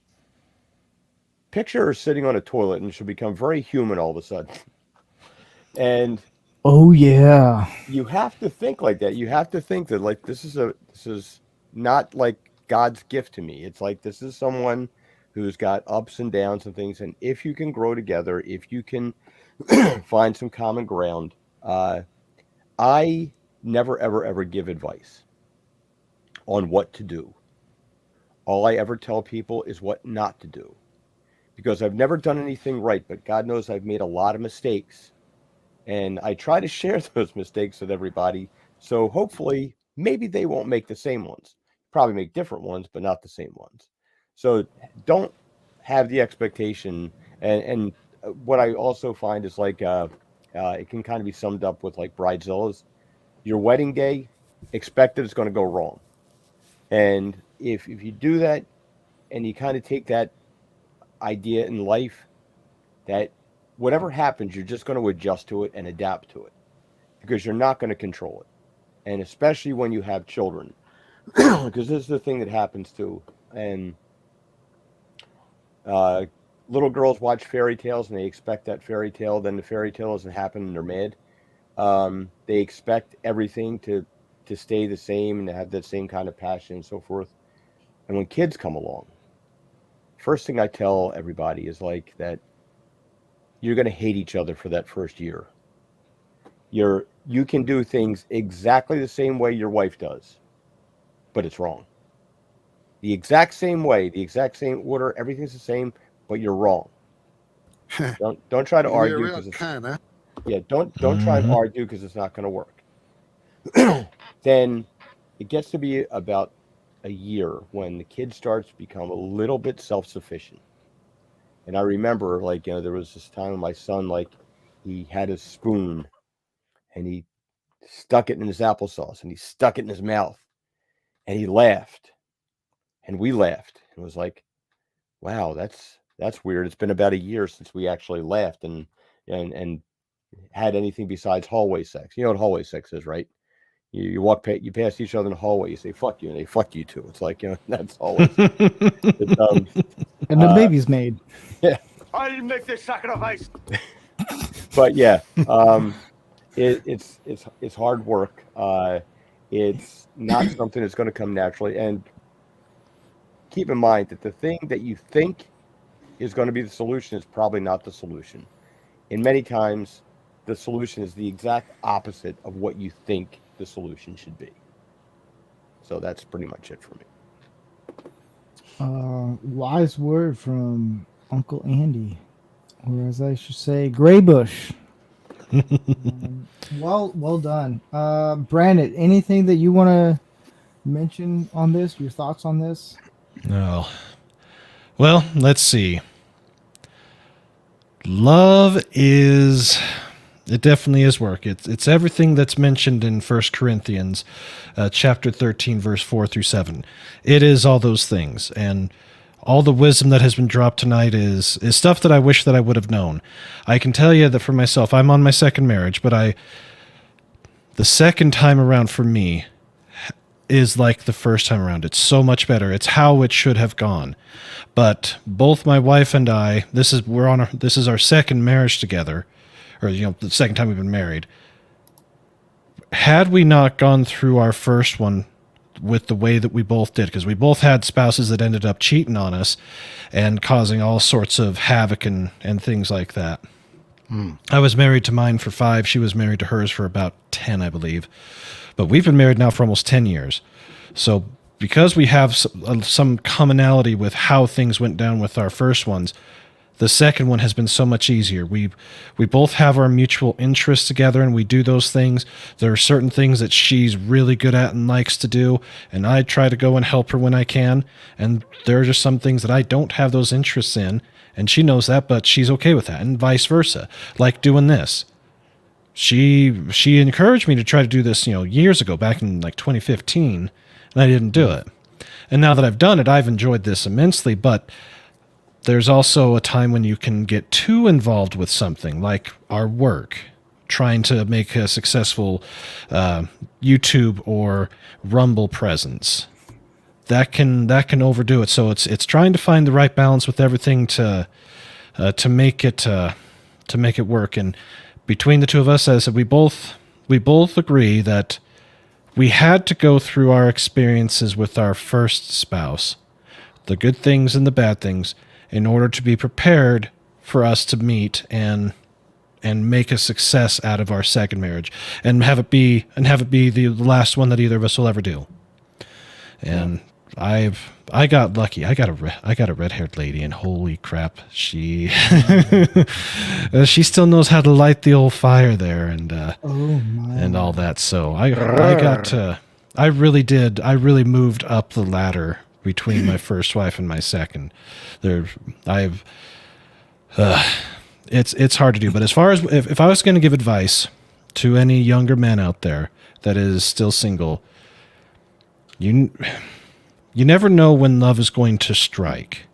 You never know when you're going to find that person. I've got a friend of mine on Twitter who has been a bachelor for a very long time. Never thought that he would meet somebody, was living the bachelor lifestyle, was making a very nice place for himself, more of a single guy's pad, 1-bedroom type of home.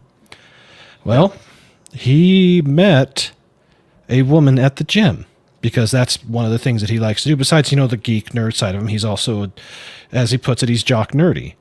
He found someone that clicked, and once they knew that they clicked, it went into overdrive for them. They're, as far as I know, they're either engaged or they're married now. They've got a child on the way, and he never thought that would happen to him. And it makes me so happy for him that he's going to be able to experience that. Because within life, when Conan is asked what is best in life, well, for me, it's to have a good woman by your side, someone who can tolerate you and you tolerate them, and to have your children grow up to become better than you. And I'm hoping that I'm on the 3. Plus, it also helps that the wife knows me so well. She, the ring that she got me, it has little writings on it. Oh yeah, it's from Peter Jackson's Lord of the Rings. It is the One Ring. I have been one ringed. You're sitting there holding your precious. Yes, May, precious. Yeah. Before we get into the next segment, I will say this thing. I met my wife almost 10 years ago, 2014, Christmas Eve. And the second day I knew I was going to marry her, I was like, this is it. I'm going to marry her. And I like to think logical rather than emotional. Yeah. Like, what's the logical side of it? A lot of guys I think a majority of guys will think logical on things. And for me, it was, my wife's going to keep me balanced. We may not see eye to eye on a lot of things, but she's very supportive of me doing this show. And she's supportive of me making a lot of models and filming a lot of random models for Doomcock. and she knows I'll support her in her dream of being a biologist in whatever capacity that is. Uh, I always thought dating was difficult and was a lot of work. No, marriage is 10 times a lot more work than what we think it is. And I've learned that guys, and I do this now, guys don't explain to the new guy who's getting married of the work that you're going to put in.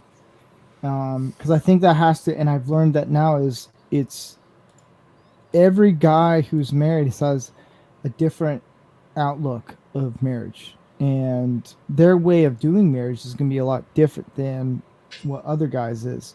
So for me, it was I could have my stepdad, my father-in-law, a lot of my other brothers, my brother telling me like this is what marriage is going to be, and it's going to be a little bit different for me. And I'm glad no one told me of like this is going to be like. um the experience is a lot different. That's my last note on it. Goat Father, if you can bring up the graphic for the next topic that we're going to do. It's all Not necessarily part of the this plan. segment. If you can bring that up. That we can. One moment. All right, are you ready? Yes. Ladies and gentlemen, it is Tip of the Hat, a totally new feature that Rancor Steve came up with. Take it away, sir. So this segment is going to be a week-long segment. As I explain this, it's going to make more sense. Admiral Teague actually came to me for this idea. And I was like, I like it so much, I'm going to take it. So the idea is I have a bunch of guy names, men, masculine men, and we're going to give out random. I know who the names are, but I don't know who I'm going to pick out. We're going to probably do about 3, maybe 4, depending on how everything goes. Don't wear that near the capital. The what? So don't wear that near the capital. Okay.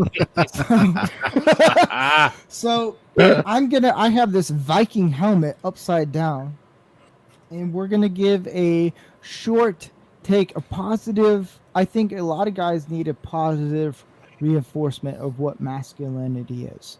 So the object of this is I pick out a name, a fictional, someone who we know. It's an actual living person, dead or alive, and we give out a positive thought on this, and we'll go around the table. I might go last, I don't know. Goat Father, you're involved in this as I open this up. Wait, what did I Again, do? I have nothing to do with this. You're gonna get some positive reinforcement. So the first name is, I'm gonna have to get actual cue cards, is Kurt Douglas. Atlas, any positive thought on Kurt Douglas?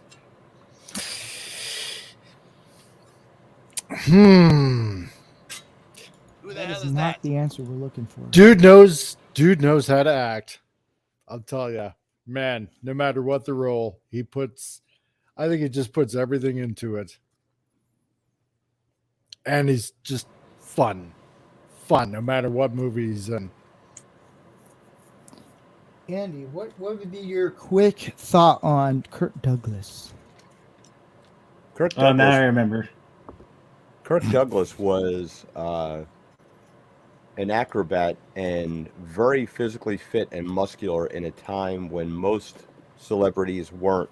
And he always exuded a masculine charm. It was not overbearing, boyish, but not childlike, and competent. Brandon, what would be your quick thought? As far as I know, I would say faithful.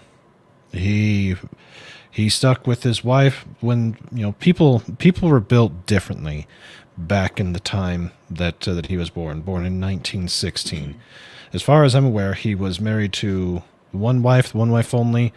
They were there through everything, and you're absolutely right about him being in peak physical condition at all times. I can't recall any role that he's ever had where he wasn't in decent shape, regardless of the age, and he did what he loved to do, and we should all be so lucky to be able to do for our employment, for taking care of our families, the thing that we love to do, not the thing that we have to do.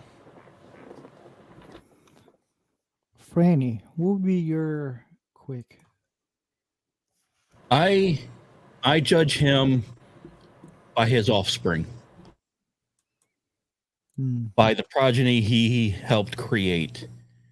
Someone who followed in his own footsteps, probably did it better, and also married Catherine Zeta-Jones. That to me actually is kind of most kids look to their father, especially male kids, to look to their father for inspiration. And so for I don't know the other two kids necessarily that well, but to see Michael Douglas have the life and career that he had modeled after his father, that tells me that he was a great mentor. Yeah. Godfather, what would be your thoughts? On him? Yeah. Hard know pass. who he is. Gotta Okay. have somebody I know better. That's okay.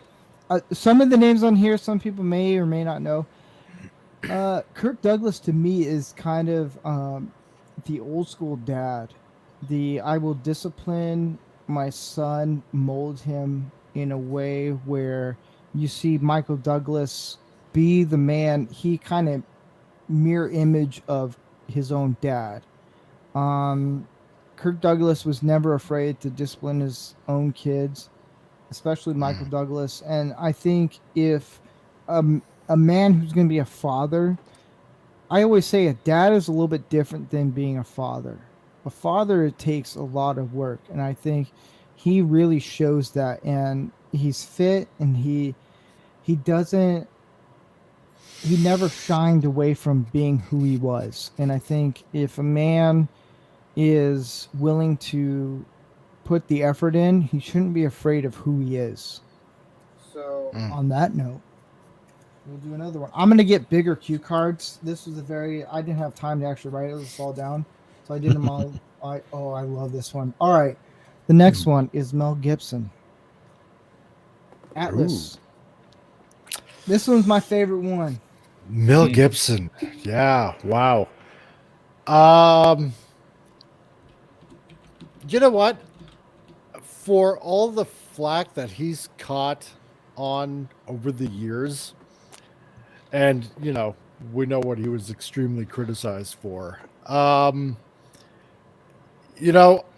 glad that he's definitely cleaned up his act, and on top of that, he's standing by his convictions and really put himself out there to try to do some good. Especially when it comes to following his faith. He's definitely a dedicated Catholic, and he's certainly not apologetic. Well, I mean, he is apologetic for the things that he's done.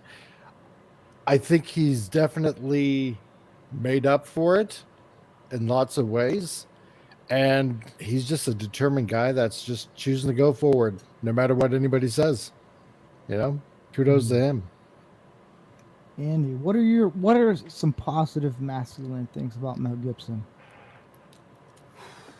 Okay, so extraordinarily passionate, maybe to a fault. He's admits his mistakes. Great sense of humor, and commitment to his ideals. Because he's not just Catholic. He's traditional Catholic. He's not for anything that's like if something is diametrically opposed to Scripture, from his father, who really is quite outspoken about this. He calls it out. It's like, there's no wishy-washy area in there. It's like, there's certain things that, like, if look, Bible says it, you can't go say, well, it doesn't really say that. And if you kind of look at it upside down a little bit, you can kind of infer that it means this. Like, no, that's not it. Okay. So, and especially when you go out somewhere like Hollywood, where you're going to put that out there, knowing the heat that you're going to get for it, that's conviction. It's one thing to toe the company line and not be offensive and not do anything that's going to upset the status quo. But when you go out there and you're going to be the guy who's, now not perfect, made a lot of mistakes, and alcohol is not your friend, when you're, if alcohol is going to get the better of you, you should probably not do alcohol. And a lot of people will say alcohol is like a truth serum, but it's not. It's alcohol will accent the mood that you're in. And if you're in a mood to say some hurtful things, you will find the meanest, most hurtful things you can think of for that person. Yeah. And then and state them. But it's not necessarily how you really feel, because if that were the case, like it's more like an accelerant, I'd say. Yeah. Yeah. Brandon, what were your positive thoughts on him? Well, he's father, 9 kids, and looks like he has a child that has done some acting, Milo Gibson. Yeah, exactly that. He is human, and even when a person has the type of faith that he does and is willing to wear it on the proverbial sleeve and to go out into Hollywood and still try to live the tenets of the faith. When you meet your match, you got to know when to say, yeah, this is my problem, I need to fix it. And it's taken him a long time to get over alcohol, or to get to the point where he no longer feels that he has to have it in order to work with it. And my biological father has issues with alcohol and has issues with drugs. So I do take umbrage with some of that. So when it goes to alcohol, I've had it and all that, but I was getting closer to being reliant on it or needing it. And that's when I stopped, and then I'm like, no more. I can't do it anymore. It makes me too sick. I don't want to be that person. So I'm glad that in some ways it's probably a good thing that he went through the trials that he had, because otherwise he wouldn't be the person he is now. He probably would have. It's possible that he would have gone down that path of the rest of Hollywood, or the being more of the world instead of just being in the world, if that makes sense. So yeah, he is a good father to his kids. That much as far as what's known publicly, that you never hear about any issues with him and his kids. He's been divorced, which as a Catholic is a super giant no, but it happens. But as far as I know, he's always been great to the kids.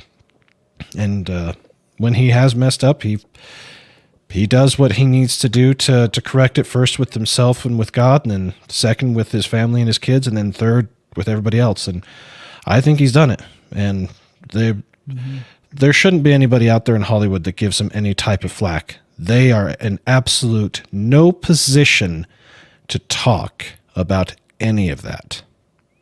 So, plus, I will say, as far as his movies go, the 3 movies he did in the very late 90s, early 2000s, some of my favorite, but Passion of the Christ and Apocalypto are fantastic. Franny, what would be your thoughts on this?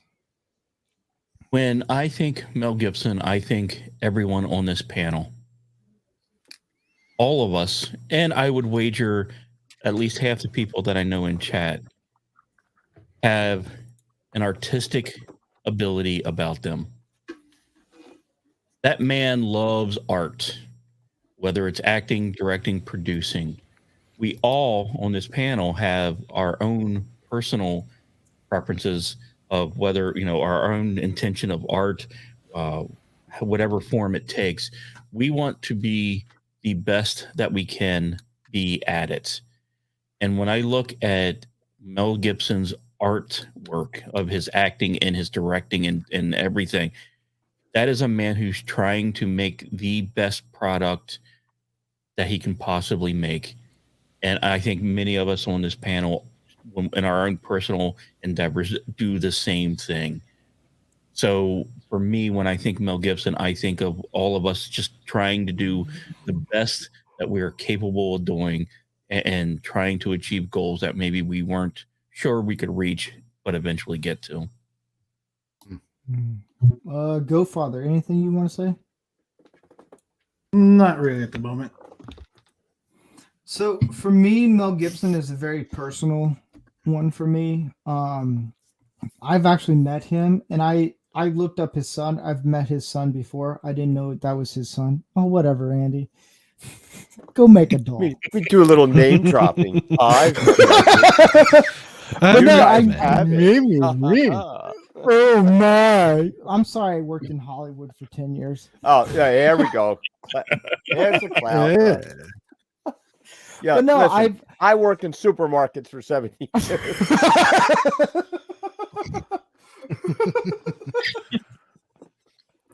Not everyone is good as you, Andy.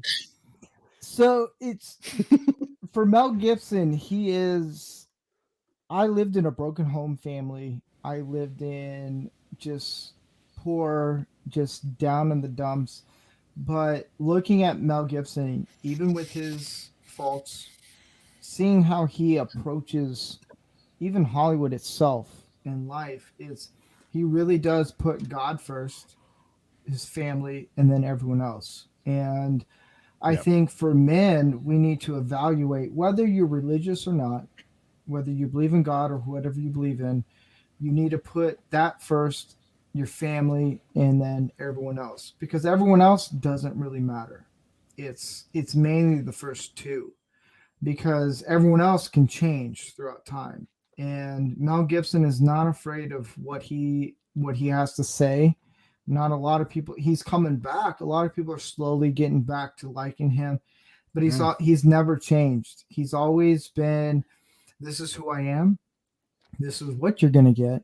I'm a crazy person, and I like that he's tenacious and he's very passionate about things. And I thought he had 6 kids. I didn't know he had 9.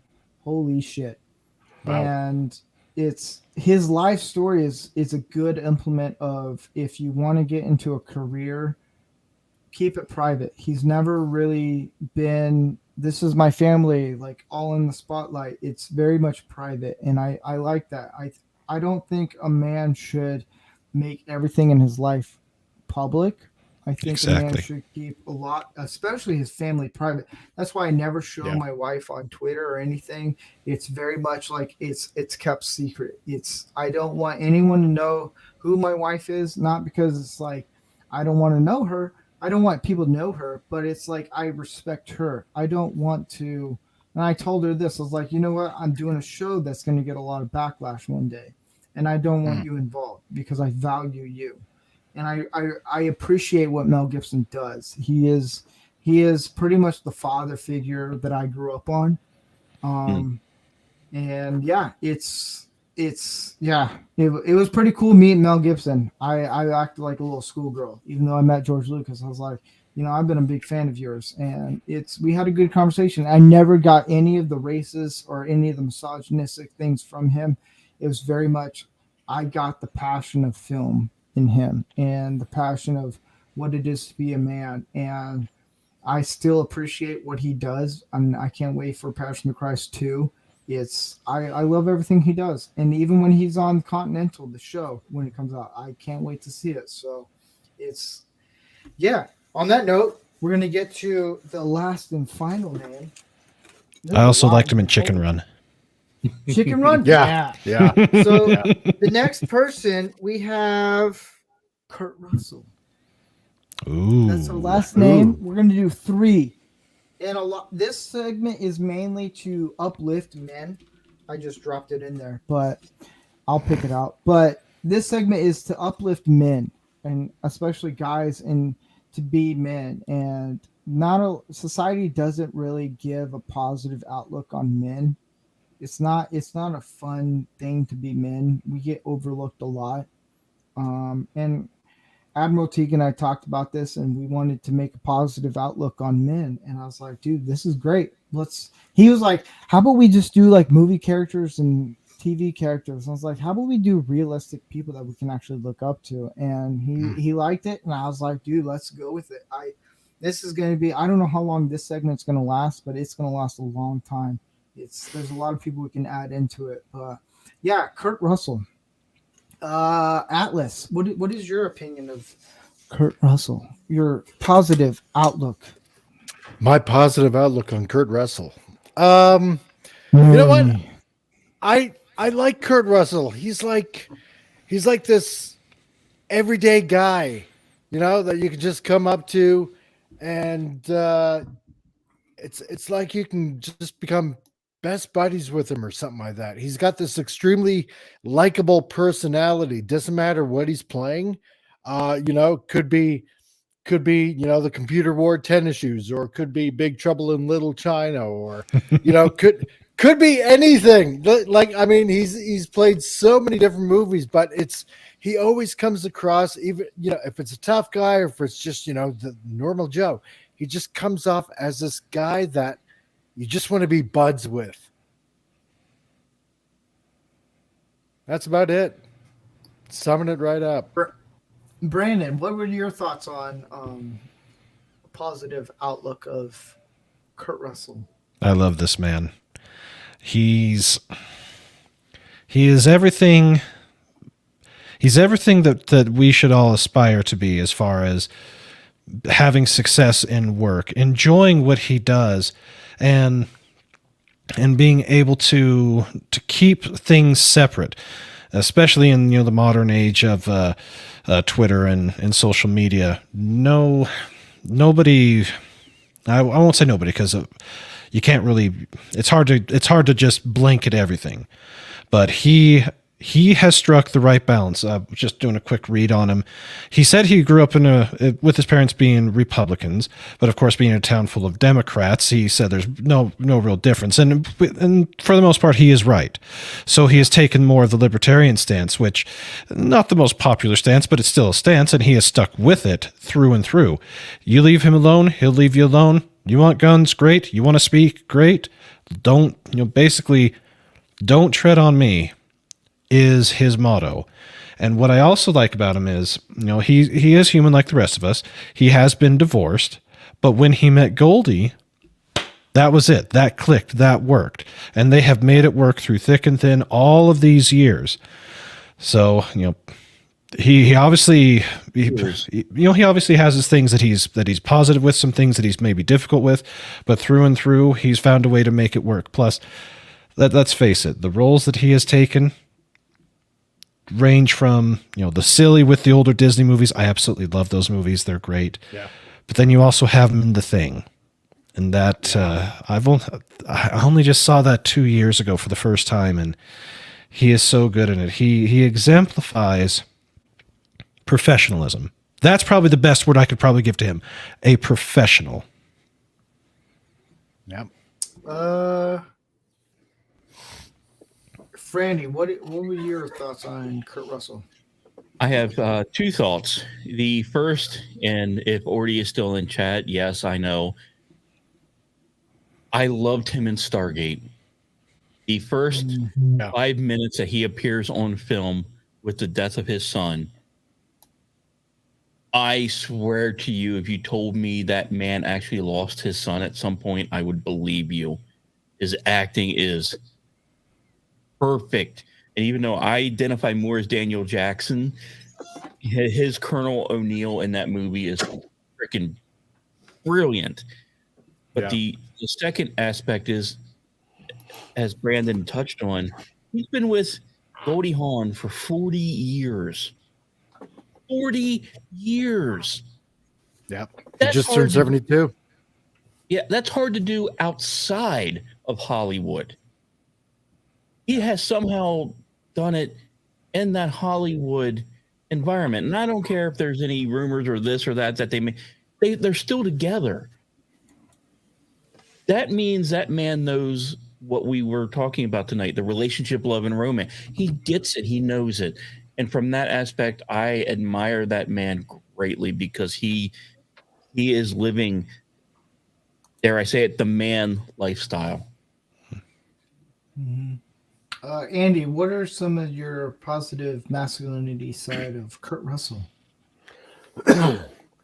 Kurt Russell has he's got that boyish charm, but like full scale masculinity. He can play such a wide variety of parts. But to me, the thing that I really hold him the most respect for him with is when he hooked up with Goldie Hawn. She already had 2 children, and as Kate Hudson said that someone asked her about her biological father, and she says, "I don't know him. Kurt Russell's my father." Um, when you can step in and you do that job that you didn't have to do, uh, that's manning up on a level that not everybody can do. So, to me, that's something that if he's not the most proud of, he should be. Yeah. Go, Father. Anything you want to say? Unfortunately, Jeff beat me to it. The only thing I got on the guy No. is basically everything he already said. I was going to summarize it as he was in Stargate, and that's good enough for me. But Jeff actually captured the fact that he was believable in the role. You wouldn't know that he's not acting. So I don't want to be repetitive. I'll just say, listen to what Jeff said. Yeah. I think with Andy nailed it with him being a dad, a stepdad, being adopted, going through a couple of stepdads. He has been the, I don't want to say icon, the poster child, whatever you want to call it, of a father figure to kids that's not even his. And he stepped up, and I I think if any man is willing to take on that job as like, you know what, these aren't my kids, but I'm gonna take care of them as they're my kids. And That one is, yeah. I will say I have a stepdaughter who is now, God, 24, and I love her as much as my sons. And when you come into a marriage, you have to love your partner and their kids if they have any. And I have to say, and I say this with love, my stepdaughter is a raging liberal. We argue over a lot of things, but I love her to death. And I would gladly step in front of a bullet for her because she is so dear to me. And I believe she is an amazing person. And she's not my blood, but Yeah. she is. Same I boat. Got to. One of the two things. So I've had two stepdads, and each of them reminds me of Kurt Russell in different ways. And when my stepdad, the first stepdad who passed away, he said, "Do two things: don't give up doing comedy, and don't give up on your marriage." And I was like, "Holy crap, Lord Jesus, baby Jesus!" And my second stepdad, he told me one, like, just step me aside, and he goes, "You know what?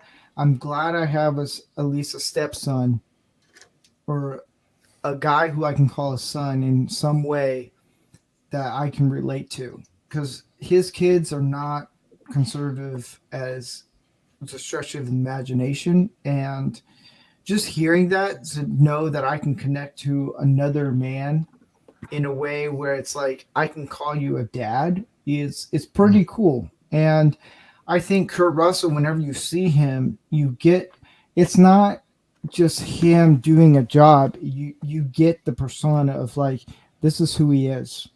He is a masculine guy who values um the importance of being a family man. And Yeah. it's yeah. So I know that if I don't think Andy will be able to give a plug of something of his channel, but we'll give a shout out. I know Andy has to go. He's been pretty busy this week, but I'm glad Andy could show up this week. Yeah, so it's I was not expecting this segment to go this way. But I'm glad it went this way. I think a lot of guys need to know that people that we look up to, there's a lot of positive things, and I'm going to add a lot of more guys into this. And yeah, I like this segment. I really do. I think Admiral Teague nailed this. He knocked it Yes. out of the park, motherfucker. Yep. He did it. He earned his name. He earned his call sign, dude. This is such a good. Yeah. There's way more people in this name in this segment. Yeah, I'm surprised we got these three guys picked out first. Yeah, so that's the show, man. This is good. I like it. Particularly when I confused the first one with the third one. I know. That was Kurt Russell. When I wrote it out, I was with I Gary know. when I was with Gary today, and I was coming out with names, and he was working on his video for Sunday. And I was like, Kurt Russell, Kurt Douglas. He's like, what? I was like, and I had a very dumb moment where I was like, which one is Kurt Douglas and which one's Kurt Russell? He's like, That was me. That was me from the beginning. beginning. It's like, oh, okay. And then everybody else has started to talk about the other movies. It's like, I will say this. I got it I will confused. say this. That Kiefer Sutherland's name is in there. Nice. Nice. No, sorry, my bad. His dad's in there. Oh, Donald. Oh. Yeah. Yeah. So Canadian. yeah, I know some people are like, why don't you pick women? Because this is about men. It's about like we could do one about women, but I want to uplift guys to know, like, you know what? There's some positive things about being masculine. The whole toxic masculine thing, that's bullshit. And I think if we show the positive side of being a man, it's good. And these three guys are good examples. I'm gonna enjoy the next names. What's funny is when I'm picking them out, I don't know who I'm gonna pick out. So it's like, shit, I gotta figure out what I'm gonna say. Yeah. But on that note, we're gonna plug in. See, there it is. See, if Gary's watching, Gary, if you're watching, He's gonna be I'm so mad at sorry, you. but not sorry. I know. He's always like, why do you gotta say plug it in? This isn't Glades. Here's the deal. I don't care. And I'm the host, and I will do whatever I please. And don't worry, I'm not gonna whip out anything, and I'm not gonna pee. Don't worry. I'm not gonna do that.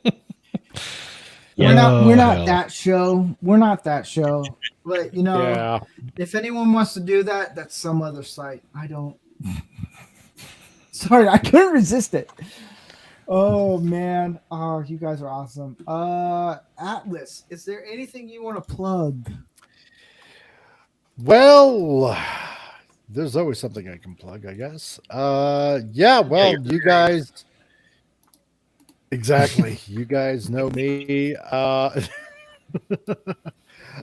my channel at the Comic Relief Crusader, every Tuesday we have our Titillating Tuesdays where we just invite anybody that wants to come on the show to come on the show, and we just talk and rant and rave about what's going on in pop culture, depending on whatever it is my scabby little brain seems to come up with, whether it's movies or TV or comics or anime or anything that I can come up with. We'll talk about it, and everybody's free to join from this point forward on Titillating Tuesdays, and we all have a good old time for about 2 hours, and just like and subscribe, because all of us here, we're all trying to fight Not so much pop culture in a way, but just rationale. Just men being men and women being women, and just trying to return to some sort of normalcy in today's society. So check me out, check everybody else out on top of that too, and let's move forward together, all of us. Nice. Franny, anything you want to plug? I am somehow not on YouTube, but I am a podcast whore. You can find me over at I bet you KLRN are. Radio. Yeah, you'll big time. KLRNradio.com. Right now I have one active show, but I do have 3 total shows that I do from time to time. Variety of subjects, whether it's D&D, space and science, or honestly, the other show is just anything I want to freaking talk about. Come over, take a look at KLRNradio.com. We have, I think last count was 22 different podcasts, some political, some not. So you may find something you like. So thank you. Nice. And we have Janet. I know, Janet. I know you're just late, dropped in. but we did, Janet. We made this episode podcast. Would it be considered a podcast? I'll get to that soon. But we made this episode cast. specifically through a tweet that you made, Janet. And we thought, the Goat Father came to me and he's like, we should make this an episode. And I was like, oh fuck, we're gonna make this an episode. So it's good. I liked what we all had to say. It was different. It was good. Brandon, anything you want to plug?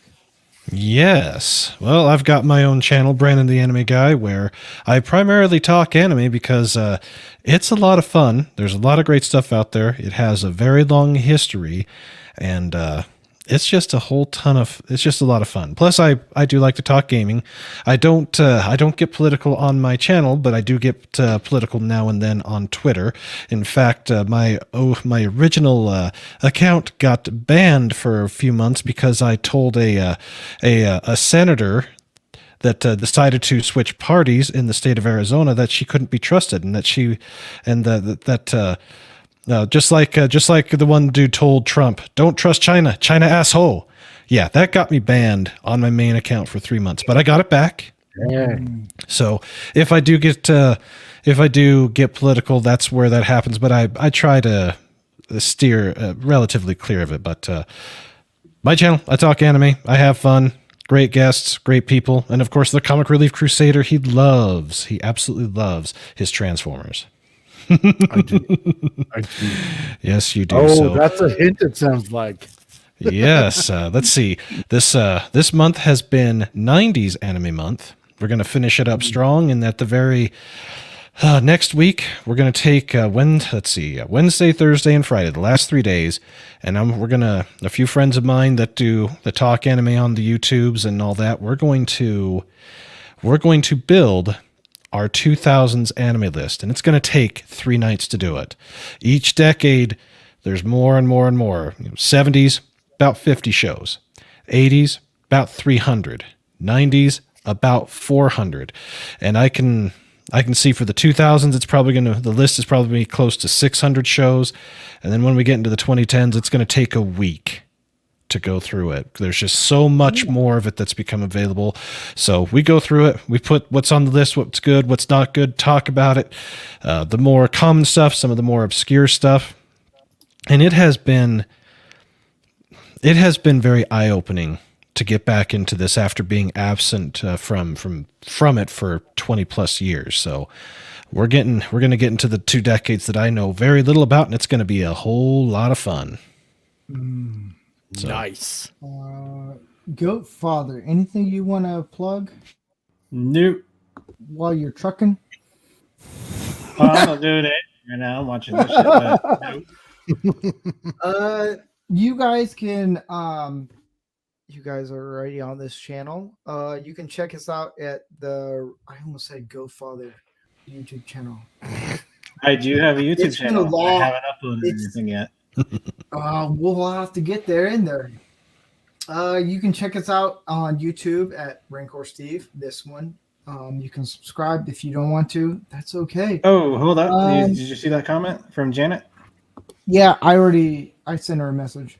Okay. And we are trying to get to Rumble so we can do a lot more things and we're not as restricted on Rumble. So if you guys want to, guys can go to I'm gonna pull it up right now and I'll send out the link there.